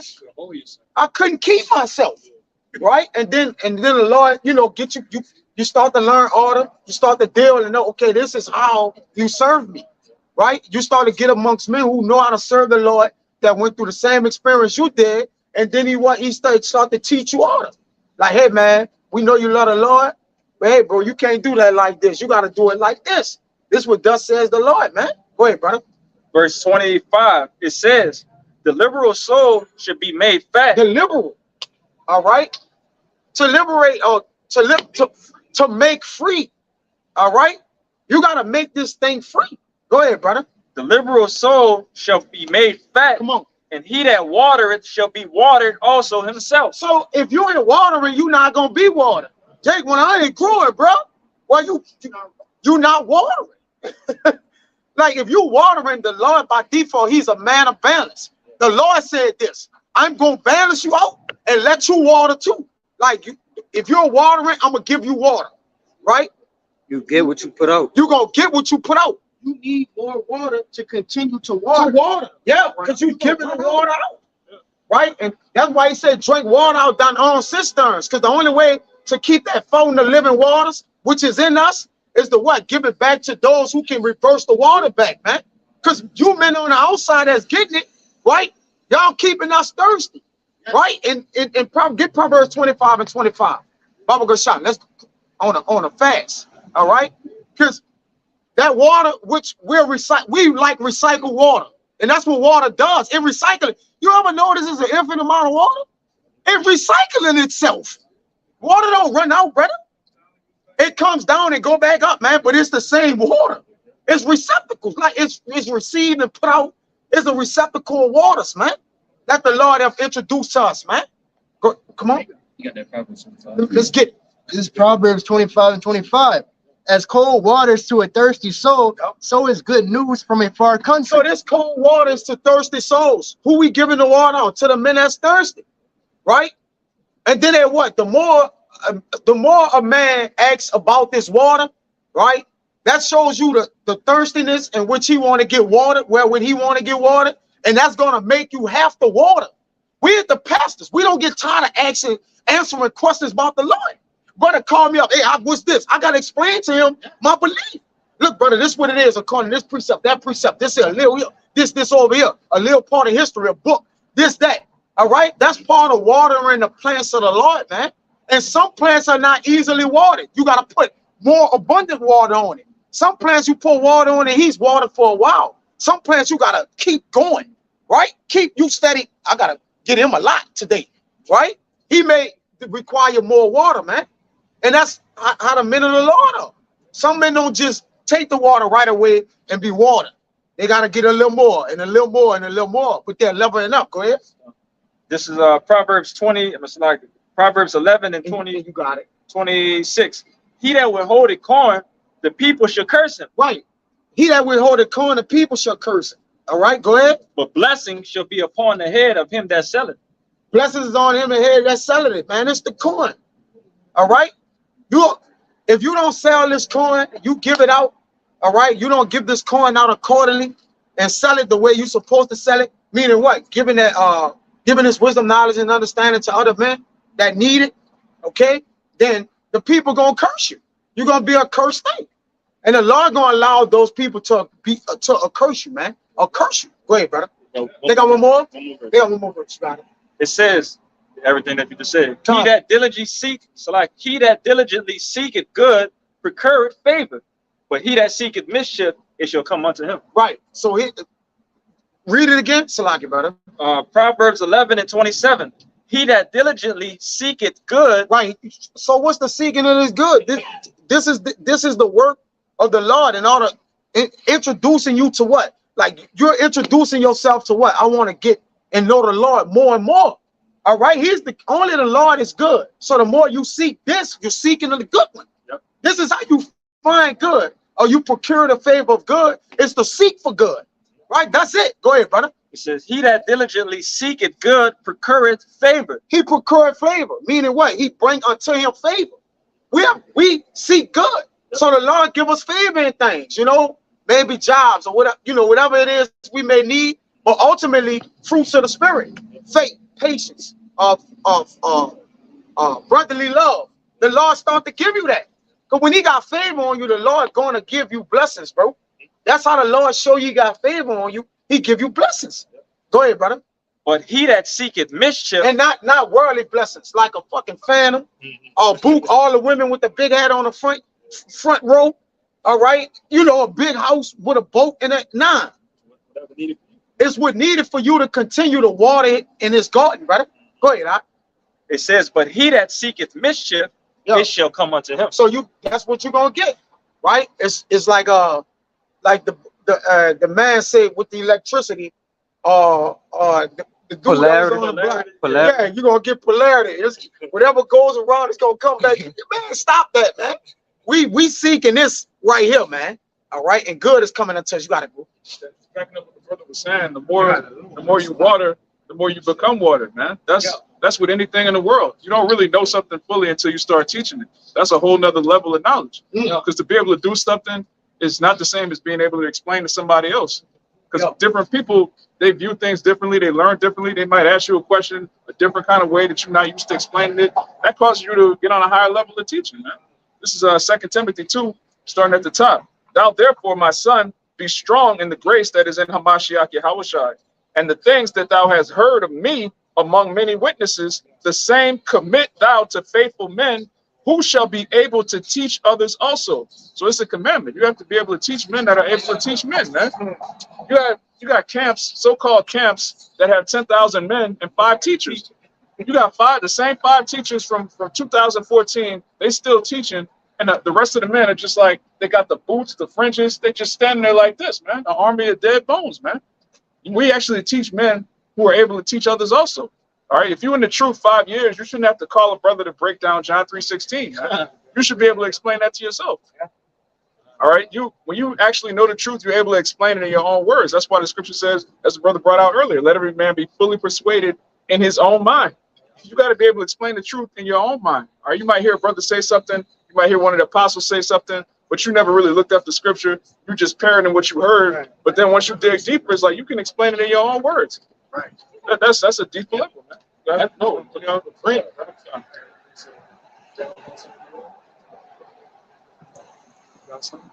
Hey, you've got that instance of what that Ethiopian eunuch in Philip. Yeah, perfect example right there.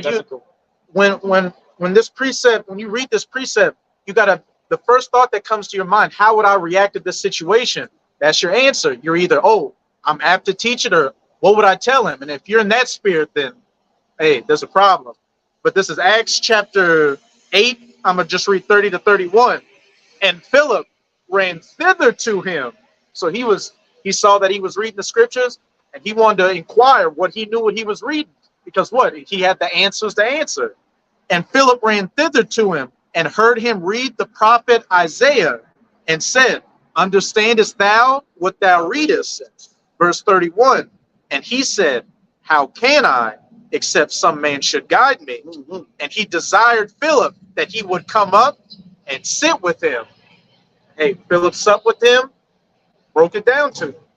And that's ultimately, what the elder brother, the brother Kaya, what the brothers have been going into. You need to, the more you grow in this thing, the more you should be apt to teach. You should be, 5, 6, 7 years in, and a question comes up about, let's say, the virgin birth or something like that, and you're just the Jeopardy music comes up. You got to be able to break it down and, you know, add on, you know, bring forth more good fruit, not that rotten fruit. And the only people that's going to be able to teach this is chiefly the prophets and the men of the Lord that's going to teach it right. All right. And those men who got the spirit. Everybody ain't teachers. That's why the Lord said, I'm going to give you pastors according to my heart. That shall feed you with wisdom, knowledge, and understanding. You got a lot of people teaching out here, but there's only a small remnant of men that's teaching it right. Right? There's a lot of things like, oh, you know, what about that man? He sound good. What about Farrakhan? What about, you know, this man over here? Nah, man. It's about the men who teach it right. It's not about teaching. It's about teaching right. Until Jake understand that, Jake ain't gonna never learn to teach, man. There's levels to this. It's levels to serving the Lord and what you teaching for the Lord. That's why the men are cherry picked, which means picked selfishly by the Lord. They are hand-picked or cherry-picked, meaning the Lord selfishly picked them from the beginning to teach his word, man. Everybody ain't teaching this right. So if you're attached to something that's attached to a doctrine or something that's not of the right way of the Lord, all right, you're going to die. Right? You gonna die. This is life. Go ahead, brother. I was just to back up that point. Hey, and you're gonna know who the right teachers are by their fruit. By their fruit. By, you know, and we can clearly see that the apostles and elders, hey, they're those that are apt to teach because they're bringing forth good fruit. But those that aren't, we see what they hate the apostles. They say, oh, the writings of Paul aren't biblical. Or you're telling people that humans aren't supposed to drink water. Are you ain't? Let me let this pass. I got you, Kalaya. Hey, that got demons on it. This had demons on it way back in 70 something, man. 1970, it's been had demons. But I don't know, that just got demons on it. But a man who I lost my train of thought. Oh, go ahead, all right. You got it. Yeah, that's why the scripture. Oh, they didn't teach. I got it. You got it. Lock it. I got it back. All the men not teaching at all. Yeah. They didn't basically say, oh, I done taught enough. If you want me to continue teaching, send me 99, 95 for the rest of it. What are you talking about? Right? The men of the Lord gotta teach until he make their tongues cleave to the roof of their mouth. The instant in season and out of season. You're gonna see the teachers of the Lord, they ain't gonna be removed in the corner no more, and they ain't gonna be able to stay themselves. They're gonna have to do it. Our apostles and elders still standing out there longer than men who are 20 years old, teaching, going 4 and 5 hours every day, going off from week to week, then doing lessons every day. They're not telling us to go teach, right? And they're not being examples of it. They're leading by example. So then you start to wonder, okay, these offshoot camps and different camps, you don't even see some of them until it's time for some filing to jump up. Or it's some, oh, the Passover coming, here go the sweater package with the book, your garment, $299 per person, man. What are you talking about, bro? Half off for the kids. So if I love the Lord, I can't even attend that. Because what if I ain't got no money? You got some brothers don't have money, they just got enough for what they got. They don't have the extra money to pay for the Passover. You gonna tell them they can't come to Passover and receive a blessing? What are we doing here? Hey, you know it's $399 to get in the Passover, $399. And you got men who got $39, but love the Lord. And the Lord, in valid terms, the Lord deal with that man. Right? Like this a man of the Lord. I got him right here. But I got him though. Right? You got men asking for $400 to attend a Passover, man. You don't even see some men teaching at all. No, I'm talking about nigga pop up gonna do nothing. Let them do it. Like, come on, man. What are we doing here, man? But like you said, you're gonna be an example until that which is coming forth or the fruit. Go ahead, brother. Yeah, just real quick to back you up. This Psalms 37 and 37. Mark the perfect man and behold the upright, for the end of that man is peace. And it's scriptures like this in the Bible, because you also got to mark those that cause what? Derision. You see? And division. Hey, there's scriptures like that for a reason. You know? And it's guided to whom? To the elect. The elect got to mark the perfect man. For what? To follow after that man's footsteps, his example. You see, because ultimately those that he is watching, they're doing what? following Yahweh's footsteps. So you've been, and it says what? The end of that man is peace. You see? But the end of the man that causes derision is what? Fire and brimstone. You know? What you got? I just wanted to bring that up real quick. Yeah, that's a token. A mark is a token. So the men of the Lord is a token. It says, thine eyes shall see thy teachers. But Jake's seeing all kind of things. And again, a man who know if something is right and they're looking at it, why look anywhere else? What are you doing now? Oh, that is right, but you know, I just want to see some of this. Nah, man, just look. If you, case in point, if you see Yahweh shine, you notice Yahweh shine. Why would you look at anybody else? What are we doing here? What are we doing? Even David saying it in so many words. All the days of my life do I desire to sit in the house of the Lord to behold thy beauty. Well, this truth is a beauty unto us. So we look at those who teach the truth, that teach the complete beauty of the truth. And something that's beautiful, your eyes can't come off it. Because Jacob look at a beautiful woman all damn day. Say, bro, buffet the body, bro. See, Jacob analyze it and break it down a million ways. But what? His eyes gonna be whole at like, man, I'm looking at this thing. He didn't look at it so many ways he could break it down in his sleep. Go ahead, I Precept to back up this. You want to hold on? You want to make a point? So I'm just saying, like when Yahweh Shah offended the people that didn't really believe, he's like, "Are y'all gonna leave too? Where I'm gonna go? You gotta go. Where else I'm gonna go? Once you know something is the truth, ain't no other alternative." Yeah, where we going? We stuck at this. And then if so, that should have your mind at ease when they ask you what you believe in. Like, you gonna die? Like, what you gonna do? If I give up all this after doing all that, what I did it for? Right now, it's like, bro, the Lord gonna make it to where your faith gonna make all your decisions for you. Technically, that's what faith do. That's why I gotta precede a man. Your faith gotta go in front of you to protect you. Some can't protect you from behind you, brother. Everything is in front of you. Oh, Jay gotta understand that, man. Go ahead, huh? That got It's the book of Proverbs chapter. It's the book of Proverbs chapter 13 and verse 25. It reads, "The righteous eateth to the satisfying of his soul, but the belly of the wicked shall want." Yeah, because their eyes is going all over the place. That means that the food in front of him is not sufficient unto him. You see, but for the righteous, it satisfies his soul. You see, he don't need nothing else to try to please him. He already pleased by the thing that's in front of him. You got it. That's why we don't waver. We go cisterns and like, look, the apostles and the elders is the cisterns. Drink, brother. Drink, brother. Right? Because the branches are the fruit of those men. You're going to automatically drink from them. You're going to know the apostles and elders' fruits. If you're in Israel, you should know where the truth is at. It's evident. It get to the point the way things have become evident. What more do you need to see? Even though we believe the Lord do us a double whammy, he even show us the thing we supposed to believe in, man. Come on, bro. And Jake's still wavering with his belief, man. All right? It's so wicked that like there's no other option at this point now.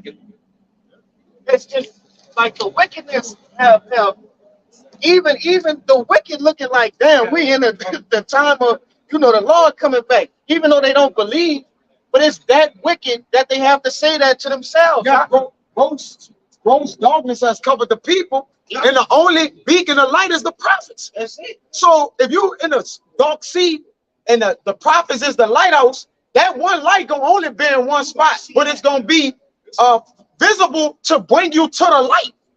The ships in the ancient time they only followed the lighthouse light. They didn't have a compass or direction.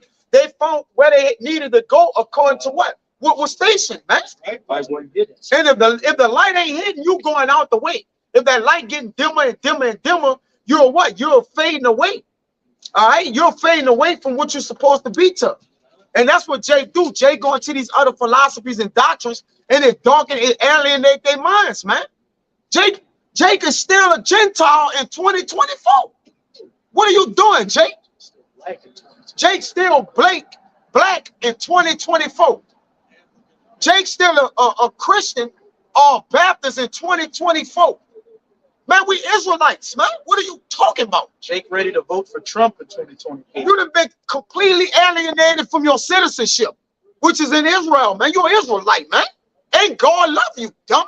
Go ahead. And only you. Come on. The book of Isaiah, chapter 6, Jake be being a stupid dummy, verse 1. Arise, shine, for thy light is come, and the glory of Yahweh is risen upon thee.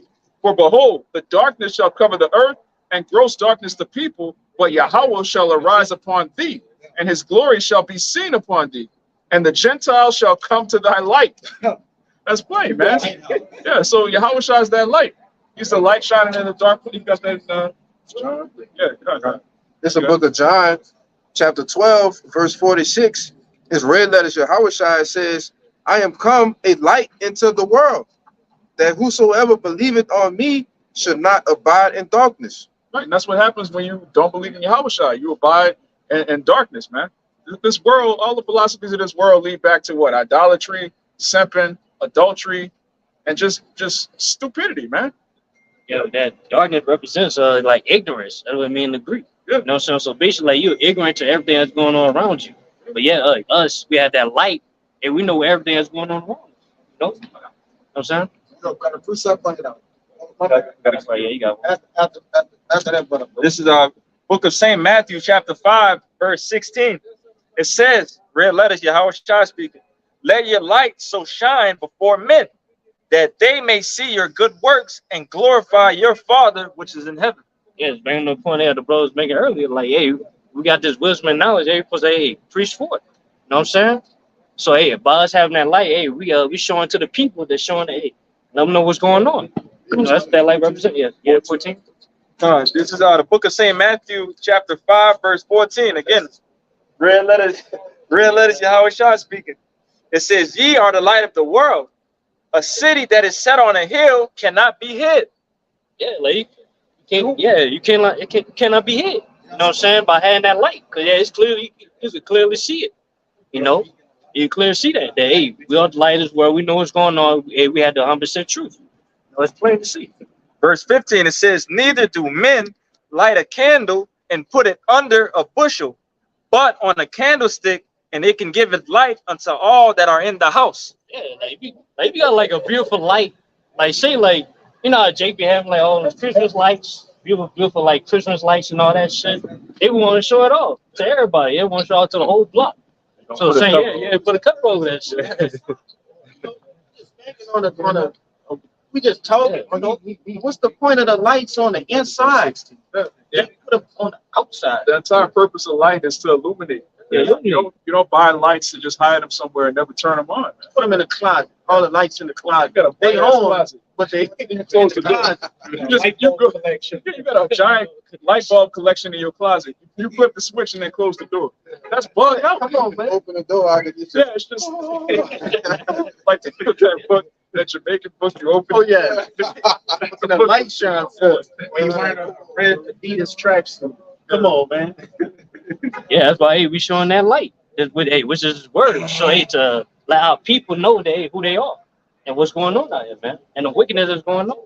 You know. Verse 16, it says, let your light so shine before men that they may see your good works and glorify your Father which is in heaven. And they don't mean to brag and boast and put, oh, I got all this wisdom, or show yourself as this great person. Because as the Lord make a poor man rich, right? A rich man poor, he can make a wise man a fool. A foolish man wise. We seen it.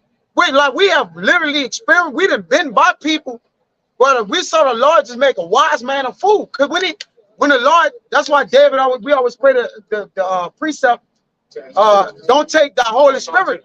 So, right. So when the Lord take the Holy Spirit from you, if you was once a man that was being wise and teaching others also, now you are no longer doing that. You're a fool now, right? The fool that said in his heart, there's no God. You could come from praising the Lord like me right now today, right? Praising the Lord. And then tomorrow you could be a scoffer. So that, again, it ain't of us. And that's why we get and that's why we give all the glory to the Lord, man. We can't have no light except the Lord shining through us, right? Except he bless us with the assistance of the Rakakwadash, endowing us with the Holy, the Holy Spirit. All right, we can't do nothing. All right, unless it be dark. Because before we had this word, we was all dark.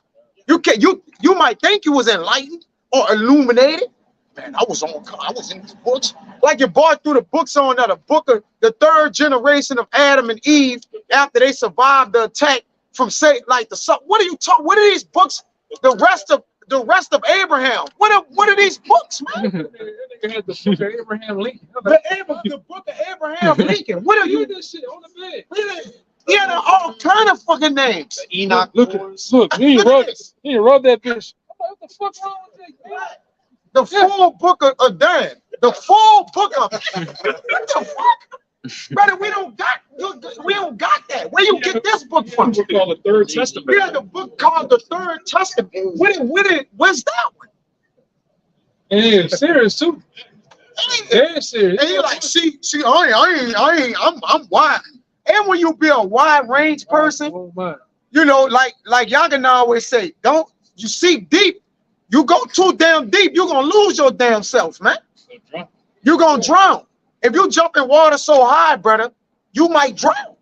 Right? You gotta keep it simple, stupid. Keep it simple, stupid. Kiss it. You got it. This the book of Ecclesiastes 12:12. It reads, and further by these my son be admonished of making many books, there is no end, and much study is a weariness of the flesh. And that's why the Lord said in Isaiah that none of these shall want the mate. Listen, me personally, those other books are okay, right? I wouldn't be telling the brother, hey, beware.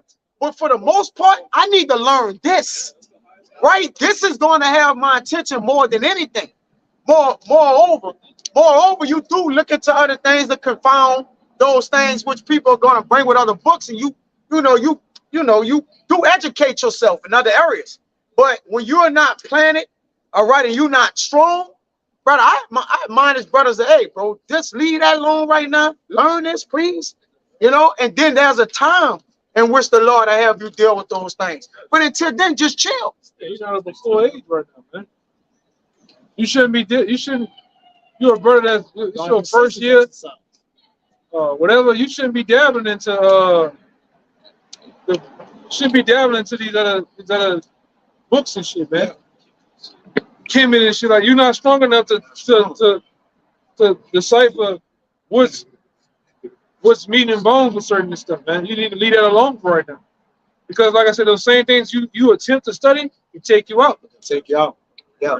And like I said, I just seen guys that one time they was looking like they was on a level, and then all of a sudden the flat earth doctrine took them out. Well, clearly the scriptures tell you that the world is round. It's a sphere. It's a globe. But yet those things will take you out, man. And you know damn for sure. I done seen guys get bugged out on Revelation the 9th chapter, which is there's no reason to get bugged out. But they get bugged out on it. They get to telling the elders that they wrong. These men have been around in almost 40 plus years. I'm talking about they were studying books just digging in the library. It wasn't no Google. It wasn't no Wikipedia. It wasn't no Bimbo, Yahoo. It was before the computer. Duck, what a go-go duck? What it is? Duck go-go. It was before that. It was in the libraries getting these books. Yeah, they wrong, man. Come on, man. These men searched hard and diligent to find out if these things be true now. And they came out to be true. How come you come around 2023, 2024, they wrong? Something wrong there, man. But you gotta, what you holding something? Yeah, the first is backing up that point of like you said, reading them other books. You could get you could get something out of it, but if you're not ready for it, it'll definitely fuck you up. Yeah, you going into the Book of Mormons or the Book of Mormons. So you gotta understand what you're looking at, man. That guy John Thornton, I think his name was John Smith, John Thornton. What his name is? Joseph Smith. Joseph Smith. That guy telling you a curse because you got black skin. If you're not well rounded, you'll start believing some of that shit, man. Well, maybe I am cursed, huh? To the Lord. What are you talking about? What his name with the structure of the heads? We going? Yaku, No, Yaganai. You talking about, Johann Blumenbach. Yeah, that say, you know, he was basically saying you're this or that. oh, from you the talking shape about, it's been a while since we Phrenology, which is the study of the skull. That's you basically talking about, brain. no, it's in my tongue. It's in my tongue. No, not the Darwinism.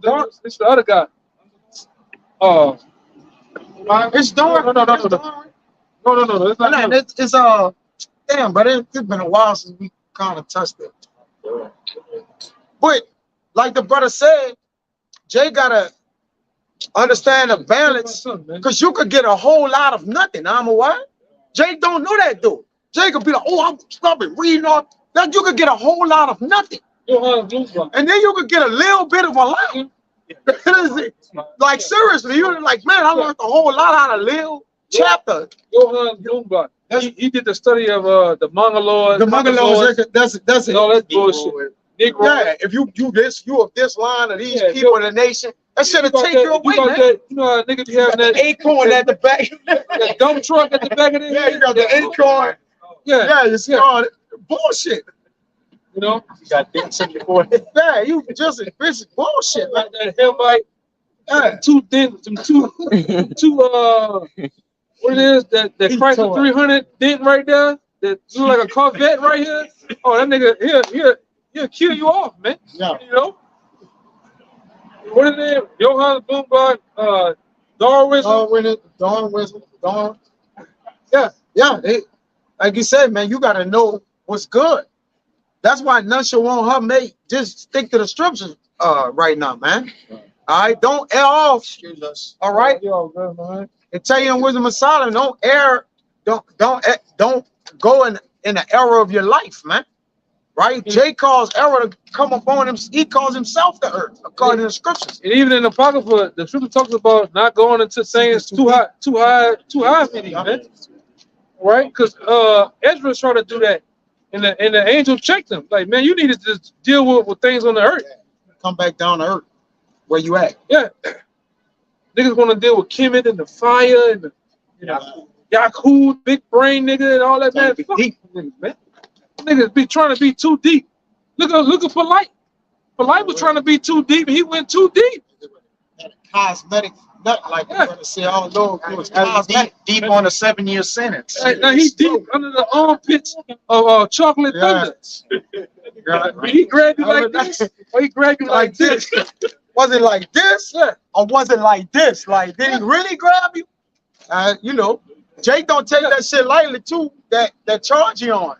In jail, you know, like men like, nigga, I got a daughter, nigga, you know, like Jake go at you for all you niggas out there ain't got a damn thing to say about it. You know, it's been quiet. Been quiet. The nigga conviction, man. I know my brother Polite's gonna get off. That nigga ain't get off that case, man. He made that little girl's mouth swollen. Yeah, man. But that's a whole nother note, you know. He say he made a mouthful. Oh my God. Yeah. I wonder if he using them big words in jail to them niggas who got all small words. Well, I won't see him do that in there. He gonna offend everybody. Yeah, Oswald Bates, the vernacular of the syllacular, can find vernacular to reacular. Hey, them niggas in jail gonna bust the piss out of it, brother. They don't got no education in that bitch. They like, say, bro, stop saying all that shit, bro. And here we use little words like cat and dog and shit, man. We on a low vibration in here. Yeah. They gonna say that nigga think he everything. Like, man, nigga think, man, what the fuck out here, man? For real. They on a low vibration and then you gotta use words like cat and dog in there, nigga. Yeah, I want to see you use that shit with them Zopan, with them wild Haitians down there in Florida. You know, the New York niggas, man. You ain't gonna survive in there. Uneducated niggas. Yeah. Use them highly educated word with some uneducated niggas. See where they're gonna beat the piss out. They're gonna throw you to the fires of heaven, man. Sit for life. Hey. Sit for life, man. Yeah. What?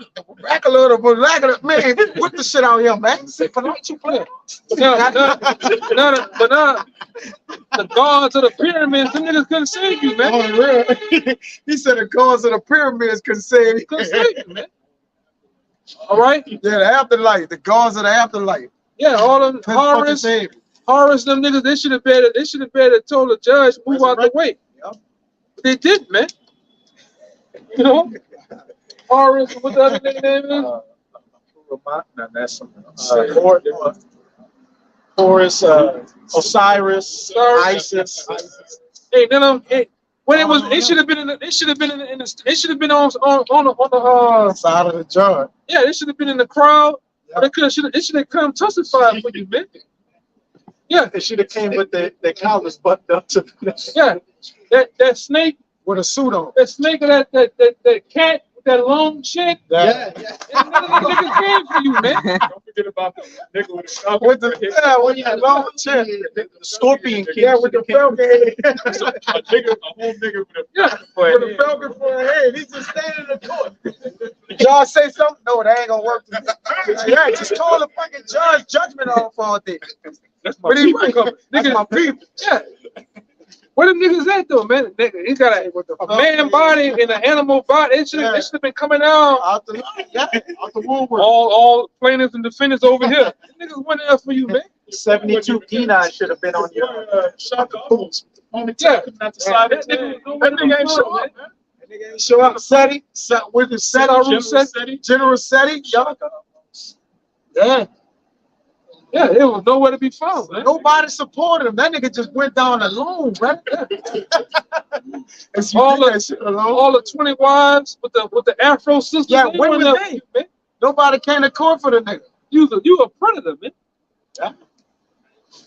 And like I said, the Lord gave your whole docket number was 144. The years you got, all that shit, man. The Lord put you away, man. Proud ass nigga. But always them niggas that always, you know, you ever watch Law and Order? They be the nigga that be helping kids, but he praying on the kids, man. You know, same one talking about the rape issue and wound up raping. You know? Yeah. I'm not going. Yeah. Hey, just like you saw that video of him shooting the Bible up, now he might be in the cell reading that bitch. The same Bible he shot, he probably ended up reading it up. And the Lord was right, man. This is real. What up, huh? What, man? What's going on? I ain't killing. What's going on, baby? I'm the best with you, brother. With that same Bible he shot up, y'all, now you might be reading. Yeah. And the cell right now we speak not like really like, but if you logically thinking, that same Bible he put holes in with that rifle, he probably reading that same Bible in jail right now. Yeah, man, but at the end of the day, man, the Lord ain't dealing with niggas like that, man. The Lord gonna make plenty more examples out of you niggas, man. Right? That's a nigga, a big lip, coconut looking nigga, man. Right? Man, like I said, I don't like you. Okay? That's why I said the Lord gonna deal with you, all you fucking scoffers. All right, all you niggas that came up against the apostles, the men of the Lord, where it is on record or off the record, being in our daily life in the world, you came up against men of the Lord that done shit. Whoa. There's a lot going on out here. There's a lot going on out here. I'm gonna say this too for the elder. Hey, the elder brother say he don't like you. We by default, we don't like you either. All of us. Just because he don't like you, we don't like you. But we ain't like you anyways, but he ain't like you, we really don't like you. Like, we just fall in line with it. Nigga. Go ahead, I just so, man, you other niggas, we don't say you scoffing, we don't like you niggas either, man. Like, you know. Yeah, man. If we be in that spirit like Elder Ricard, man, if he had it our way, man, we'll take you niggas around the corner in the alley and let you have it, man. We all. But these, and see how well your bones hold up, man. You know, but hey, we can't do that right now, though. You know, you gotta just teach the word and endure. Test that jaw, huh? Yeah, but Lord will, we get that opportunity, man. You know, we're gonna jump like Jordan on you niggas. You know? And the Lord gonna let the men of the Lord spiritually jump these people in the world. Yeah. Because the whole world been jumping us with coming up against this truth.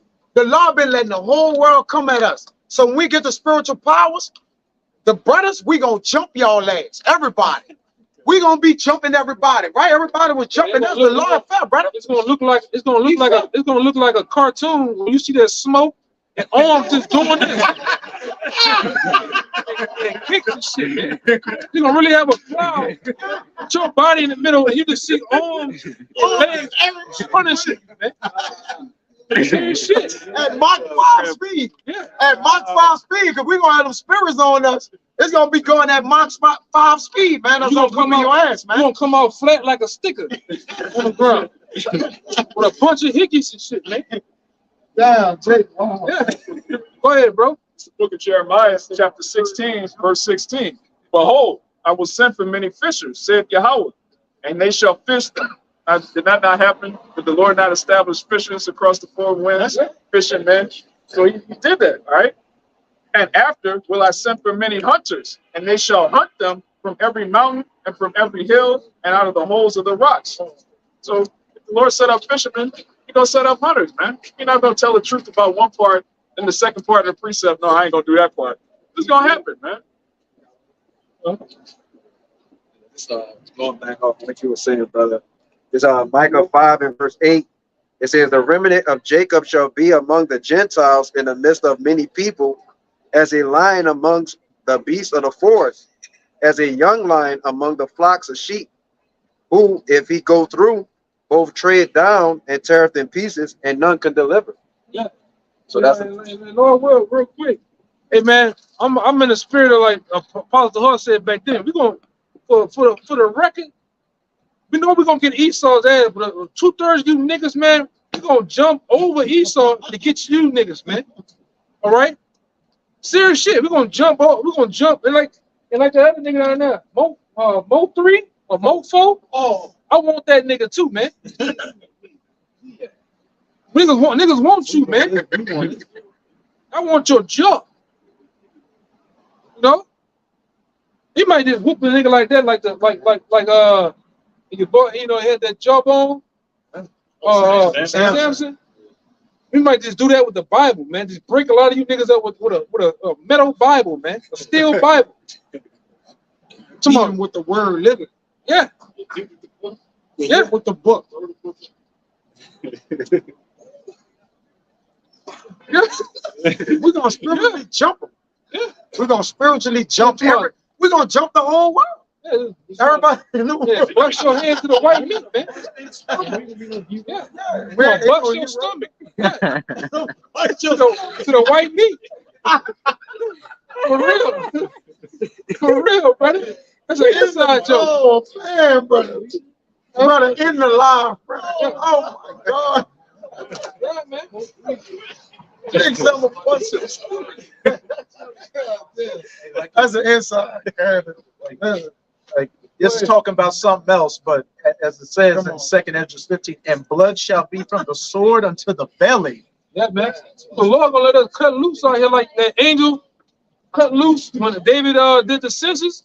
We're gonna cut loose out here, man. You know, and we're gonna be a terror unto Babylon too, man. The Lord really let his men. I mean, really let us go, man. We're gonna go. Sharp threshing instrument. Yeah. I want in the kingdom, and you brother should have the same mindset. I want to have my hands on everything that get killed in the kingdom, brother. Meaning I won't be a part of that, saying I had my hands involved in that, man. Yeah, that one's for me, man. Yeah, that one, you don't want to put your hands on everything. What that's dealing with judgment against that which came up against us, man. You should want to be a part of everything. You should want to miss nothing, man. You gotta say that's a righteous thing. That's a righteous thing to recompense them that trouble. That's a righteous thing. The whole world troubled us. Yeah. You want them Hamites? Oh my Lord, do you want me to kill him? I got him. Kill you. Give it him. They're gonna do one of them trots like you know how your boy Troy did that trot? He did a Euro step. Oh. You put some shit this long through that boy's shit to the other side of him, man. And see, man, there's gonna be a lot of righteous kills in the kingdom, man. I'm talking about ancient kills. Like I say all the time, when you get up on them, hey man, it's something about that cold steel, man. You get up on a nigga, you really do him something nasty. You look at him, you see that the eyes had that pigment, and then you start to see that Krispy Kreme glare in his eyes, man. I mean, his soul gone. You know, you lift him up.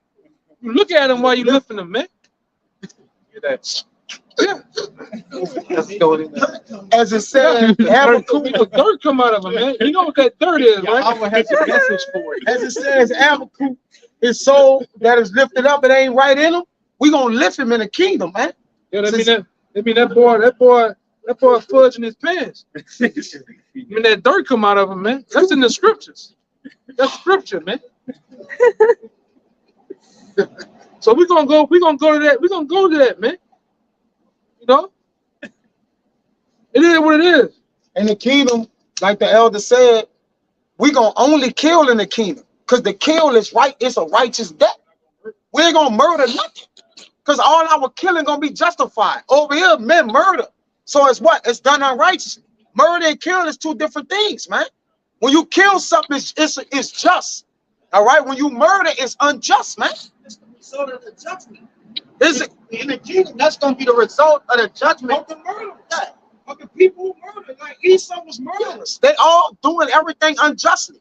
When in the kingdom, we're going to do it according to just. We're going to be justified. Scripture say in James, we're gonna show no mercy to those who have shown no mercy. That's right. Everybody ain't shown no mercy, man. All right, it's a continual attack on the mind, body, and soul of men. All right, they attack your mind through the TV, through the school system. So it's an attack. Right now, it's cloudy right now. It's foggy, my bad. It's foggy right now. You best believe they flying on planes with that barium and aluminum right now as we speak. You go right down to the store and get you some chicken. You best believe that chicken is all juiced up, man. All right. You go get something to drink. You best believe if it's red, it got red 40 in it, man. It's color. You know, it's all type of additives and things of that nature. It's a continual attack on your mind, soul, spirit, you name it, man. I got that for you. Yeah, you get like the brother said, you put your clothes on, you can attacked, man. Because this devil knows that cotton has a positive frequency, polyester, these different plastics. It cuts the frequency off in your body, man. You wear shoes. These shoes, you ain't supposed to wear shoes, man, like talking about it. You're supposed to have a constant grounding with the earth, man. The earth is a continual current to our body. Trees give forth a current, man. You know, and this devil knows that. So he tries to cut you off. And I think one of the brothers broke it down one time, thinking a particular year, 1950, something like that. He changed the hertz of the frequency of music and different things like that, man. He turned it up a little bit. Yeah. Yeah, the elder. Yeah, which is true. Which is true. Oh, that's a throw off every goddamn thing, man. Right? This man is a damn devil, man. Right? His women too. His goddamn women too. He walking around with the Columbia jacket on. I don't know what the fuck we talking about. We talking about your ass, man. Damn devil, little devil. Yeah, he's a little devil. They got little devils, big devils. Little Caesar. Yeah, he's still a damn devil though, man. I don't know how that happened. You know how that goddamn happened through a rape, robbery, murder. You devils and pillage. They didn't put their hands in every fucking thing, man. Who would think to change the hertz of? Who thinks of that type of shit, man? Frequency of the vibration of the That's a spirit of madman. What are you doing? You being a demon. God damn, brother. Yeah. I'm gonna give niggas BT. Niggas went back when I was 2001. Niggas would run home to watch BT and sit there and get dumbed down the whole time. That's all they knew. Watching T-Pain. This nigga just all day, man. Yeah. Nigga is sick, man. Watching R. Kelly hump on TV, it just dumbing you down, man. This is a fucking hard. Y'all remember them days? Watch Free. What that nigga name was? AJ and Free. Them niggas was dumbing us down, man. And Big Tigger. And the base, a big old pump, man. Then you turn that off. Once that go off, you going to MTV. You're really getting freaked out, man. Yeah. Then you stay up night and watch BT After Dark. You watching Limit. What that thing smell like? Yeah. And you watching that tip drill. I need to go to school. Bro, you watch that, brother. Jake was out there mind to watch. Jake could stay up to watch that bitch every Tip night. drill. And tip drill. You were at school. You watch that? No, I know what you're talking about. Man, brothers, don't go home and type in tip drill. Jake be wilding out. Don't type that shit in, bro. It's You know, 3 in the Jake morning. You watch the tip drill. Gotta be up for school. Good morning, Miss Jackson. Tip drill. This is coming in your head. Tip drill. That shit turned out with people out knocking out, brother. That tip drill was that was exposing to the eyes. That turned out with people out, brother. Yeah, man. Oh my God, brother. This devil knows. This fucking devil knows us better than anything. You know that you, Jake, into the women. You into the drugs. He gave us that shit, man. That's why I said this nigga is the real life Pinky in the brain. The nigga said, what do you want to do tomorrow, Pinky? We do everything. Same thing we do. Take over the world. And that's about destroying the minds of the people, man. And This nigga is Pinky sick. represent the world. So Pinky did being a dodo brain. He gotta tell him every day. I tell you every day, trying to take over the world. Pinky like, all right, let's go. He don't even know the plan. The plan is to take over your ass too, Pinky. Yeah. When he take the world over, he's gonna put you in captivity too, Pinky. Stewie is the real thoughts of these devils, man. Stewie was wanting to kill his parents. Do all purpose. It's right here. And he was a sodomite. Yeah. To boot. You know? But that was the plans of the world elites. The elites set forth plans and programs to do what? Dumb the people down, man. Meanwhile, they over there fighting the war on drugs when they're bringing in all the drugs, man. Because like I say, Negroes, Latinos, Native Americans, they don't own mega ships and boats, all right, and things of that nature, trains and tunnels to bring in the drugs, man. You know? That's all took being a freak. Yeah. But this is what you're dealing with, though. All right. Yeah, like I said, these devils don't give a damn so much. They dumb their own people down.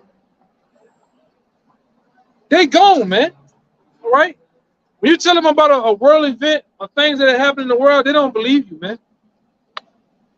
Case in point, where we always go to 9/11. 9/11 was an inside job, man, by this own government. All right. Days before the towers came out, everybody took out their shares of what? The World Trade Center and profiting off it, man. Over 8 billion just came up missing. The same floors that the so-called planes hit made $12.8 billion just come up missing. What happened with Larry Silverstein, the owner of the World Trade Center? He got rich off of what? A week before he took out an insurance policy on the building because what? The buildings had asbestos and all type of other problems. And then what? The day of, they all called the Jewish people. All the Jewish everybody people was Jewish called off. Called off, including him. He had a dentist appointment. A real life dentist. He had a real dentist appointment. All right, but meanwhile, they did what? They basically shifted the world into what? For one, what happened? We know what bills were passed. Increase the balance. You went into the Patriot Act. The Patriot Act does what? It deems You had United States citizens as what? Terrorists. Terrorists, man. Patriot Act 1, Patriot Act 2, Patriot Act 3. Then you have something else called what? The NDA Act, the National Defense Authorization Act, which deems America as a battlefield and you the enemy. So at any given time, all right, and you can go look this up. We don't want you to believe nothing we gotta say. If you storing up rainwater, you got more than 3 boxes of bullets, you're a terrorist. It's according to this government, man. Eco-terrorists. Yeah, too much canned goods in your house. You can't See? even grow food. You can't even grow food.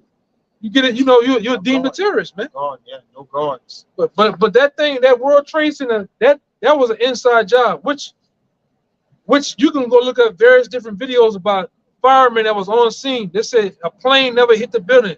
The buildings just exploded. On top of that, me and his brother did construction. When you see buildings go down flat like that, in unison, the floors just come down. It's called controlled demolition. I want to bring that building down without hitting this building. I'm going to set up and finish the shit up. Look up a video. The scripture says when towers fell. But if I wanted to bring down this building without crashing into everything else, I'm gonna set up different floors, charges in there. It's gonna bring it down Flat. So it's called controlled demolition. 2 at a time. But we ask certain people all the time, okay, if the 2 World Trade Center came down, why 5 blocks down the street, World Trade Center building 7 came down too? Why did that building catch on fire and came down? Yeah. And then you got certain scientists or certain top engineers. There's over 120 engineers. They got their own website. They tell you that it was an inside job. Jet fuel does not burn steel beams. That building was made out of steel beams and loads of concrete. And guess what? A plane is made out of what? Aluminum. That plane supposed to hit that building and go crash into the ground, not slice through it like butter. You know, but this is the elite bankers and this is the so-called white man we're talking about. Whatever was real, they can make it seem fake. What's fake, they make it seem real. Through the power of what? The TV, through the talking heads on the media. You got it? Bring it out. Like I say, this is the one this is an oldie but goodie. We used to use this. You know, I seen apostles use this back in the day with the World Trade Center. But everything lines up though. Go ahead. This is Isaiah 30, verse 25. They don't want to hear that though. They don't want to hear that, man. You hungry? Yes, come on. Guys, fuck out of here, man. I'm gonna push them buttons. I'm gonna make it say something. I'm gonna make it run off, man. Go ahead. Is that real enough for you? This is Isaiah 30, verse 25. And there shall be upon every high mountain and upon every high hill, rivers. Every high mountain, every high government, every low government. Go ahead. Rivers and streams of waters in the day of the great slaughter, when the towers fall. When the towers fell, man. And then guess what? New York City and where them towers set on what? Many waters. What is the name of that river? The Hudson River. The different rivers around them, man. And them towers fell. It was a slaughter. And them damn devils, including with the Rothschilds, they said they were 3 buildings over, and the thing laughing. Niggas jumping out head first, jumping out of the towers, dying. It was 3 buildings over, eating cheese and wine, laughing, man. And they knew it was gonna happen weeks in advance, months in advance, years in advance. This is a video out there where. So what they said what they would do when the building would close, they would bring their men in, and they would set the charges to the different buildings and shit, man. For a whole year. You even got a video out there of one of these dudes, 2 dudes in a room, and you can see the actual military charges. It was like I forgot the name of the actual charges that you actually hit the button and the detonators, it was all stacked up in a room in the building. But meanwhile, you people just going to work. You know? Like I said, George Bush and these people, they was all in on this shit, man. All right? And they're gonna do something else. We always tell you they're gonna do something else. It's gonna make 9/11 look like a day in the park, man. with the boot, or maybe on the Riverwalk with the boot. It's gonna shake this bitch to the. I'm talking about. It's gonna like the world gonna stop, man. They're gonna lock America down by. Yeah. They're gonna lock this bitch down. What you think the migrants over here to do? They already get it on, man. All right. All right. They've been already grabbing you up, hunching on your ass. Hey, man, you go to Kenner, man. Kenner the New East. They getting it on in Kenner. They got the cartels down here now. They got the gangs. All right. You got them Skeletors running around in Kenner. Y'all know what I'm talking about. The Northern tribes getting busy out here, man. That El Bunker energy. Yeah. Yeah, they standing like this. With them eye, you know what I'm talking about? El Bunker, brother. Looking like Freddy Krueger. Them niggas ready to grab your ass. You know, they wilding out.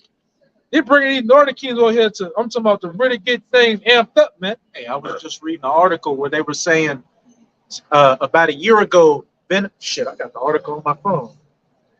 And these young boys, they just snatching, I'm talking about snatching shit up. That's what they're here for. What's the biggest thing that changed in the last couple of months? That. So why are they here? Why are they bringing them in like that, man? Yeah. Yeah, when I first seen it a year ago when I went to Ideal Mark. Ideal Mark is like going to California, you go to Fiesta, you see all the Latin tribes in there. Like, man, I've been in Houston before. I said, man, this nigga got goals in his mouth, man. This nigga got a taper. So that's you can see the gang members and shit. You know how they dress and shit? Yeah. It's a snapping turtle. Go ahead, brother. According to Bloomberg, violent deaths have been plummeting in Venezuela following years of massive migration. Venezuela's rate of violent deaths dropped to its lowest level in more than 2 decades, following years of massive migration as both criminals and victims fled the nation's economic crisis. And then bring in the prisoners. They let the prisoners go to come over here. So you know what's gonna happen? What happened when they let the prisoners go out here for Katrina? Crime rate increased. Death, murder, and rape. What's about for Katrina? Killing shit. I remember that shit like it was yesterday. The hour after they let them dudes from Tulane and Broad loose, that's when you heard about the get down with the get down, man. Sir. An hour later. Go ahead. It was escaping too. Yeah. But they didn't have enough transportation. You know, they was walking them out. They were jumping in the water and the bridge and shit. They didn't even have enough handcuffs. The jail don't have enough handcuffs for all the prisoners. All right, they need to take the handcuffs back. Like, they don't have enough handcuffs. They don't have enough warrants. They don't have enough for anything. Right. You got it. Nations like Venezuela are emptying their prisons of dangerous criminals to send them to America. They are happy to let America's open border be the solution to their problem. A recent Department of Homeland Security intelligence report received by the Border Patrol instructs agents to look for Venezuelan inmates released from entering the U.S., according to a source within CBP. You know they're not doing it. They don't give a damn, man. What happens with most of the people that work? They don't give a shit what happened at work. They just tired, ready to go home. You know, it's like going to Walmart with the cashier, or the chick or the dude at the post office. They don't give a damn. Go ahead.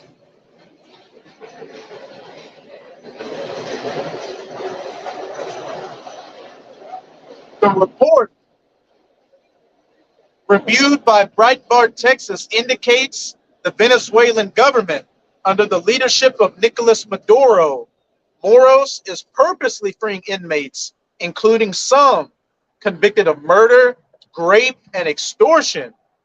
The intelligence report warns agents the freed prisoners have been seen within migrant caravans traveling from Chapachula, Mexico, toward the U.S.-Mexico border as recently as July. So they're here, man.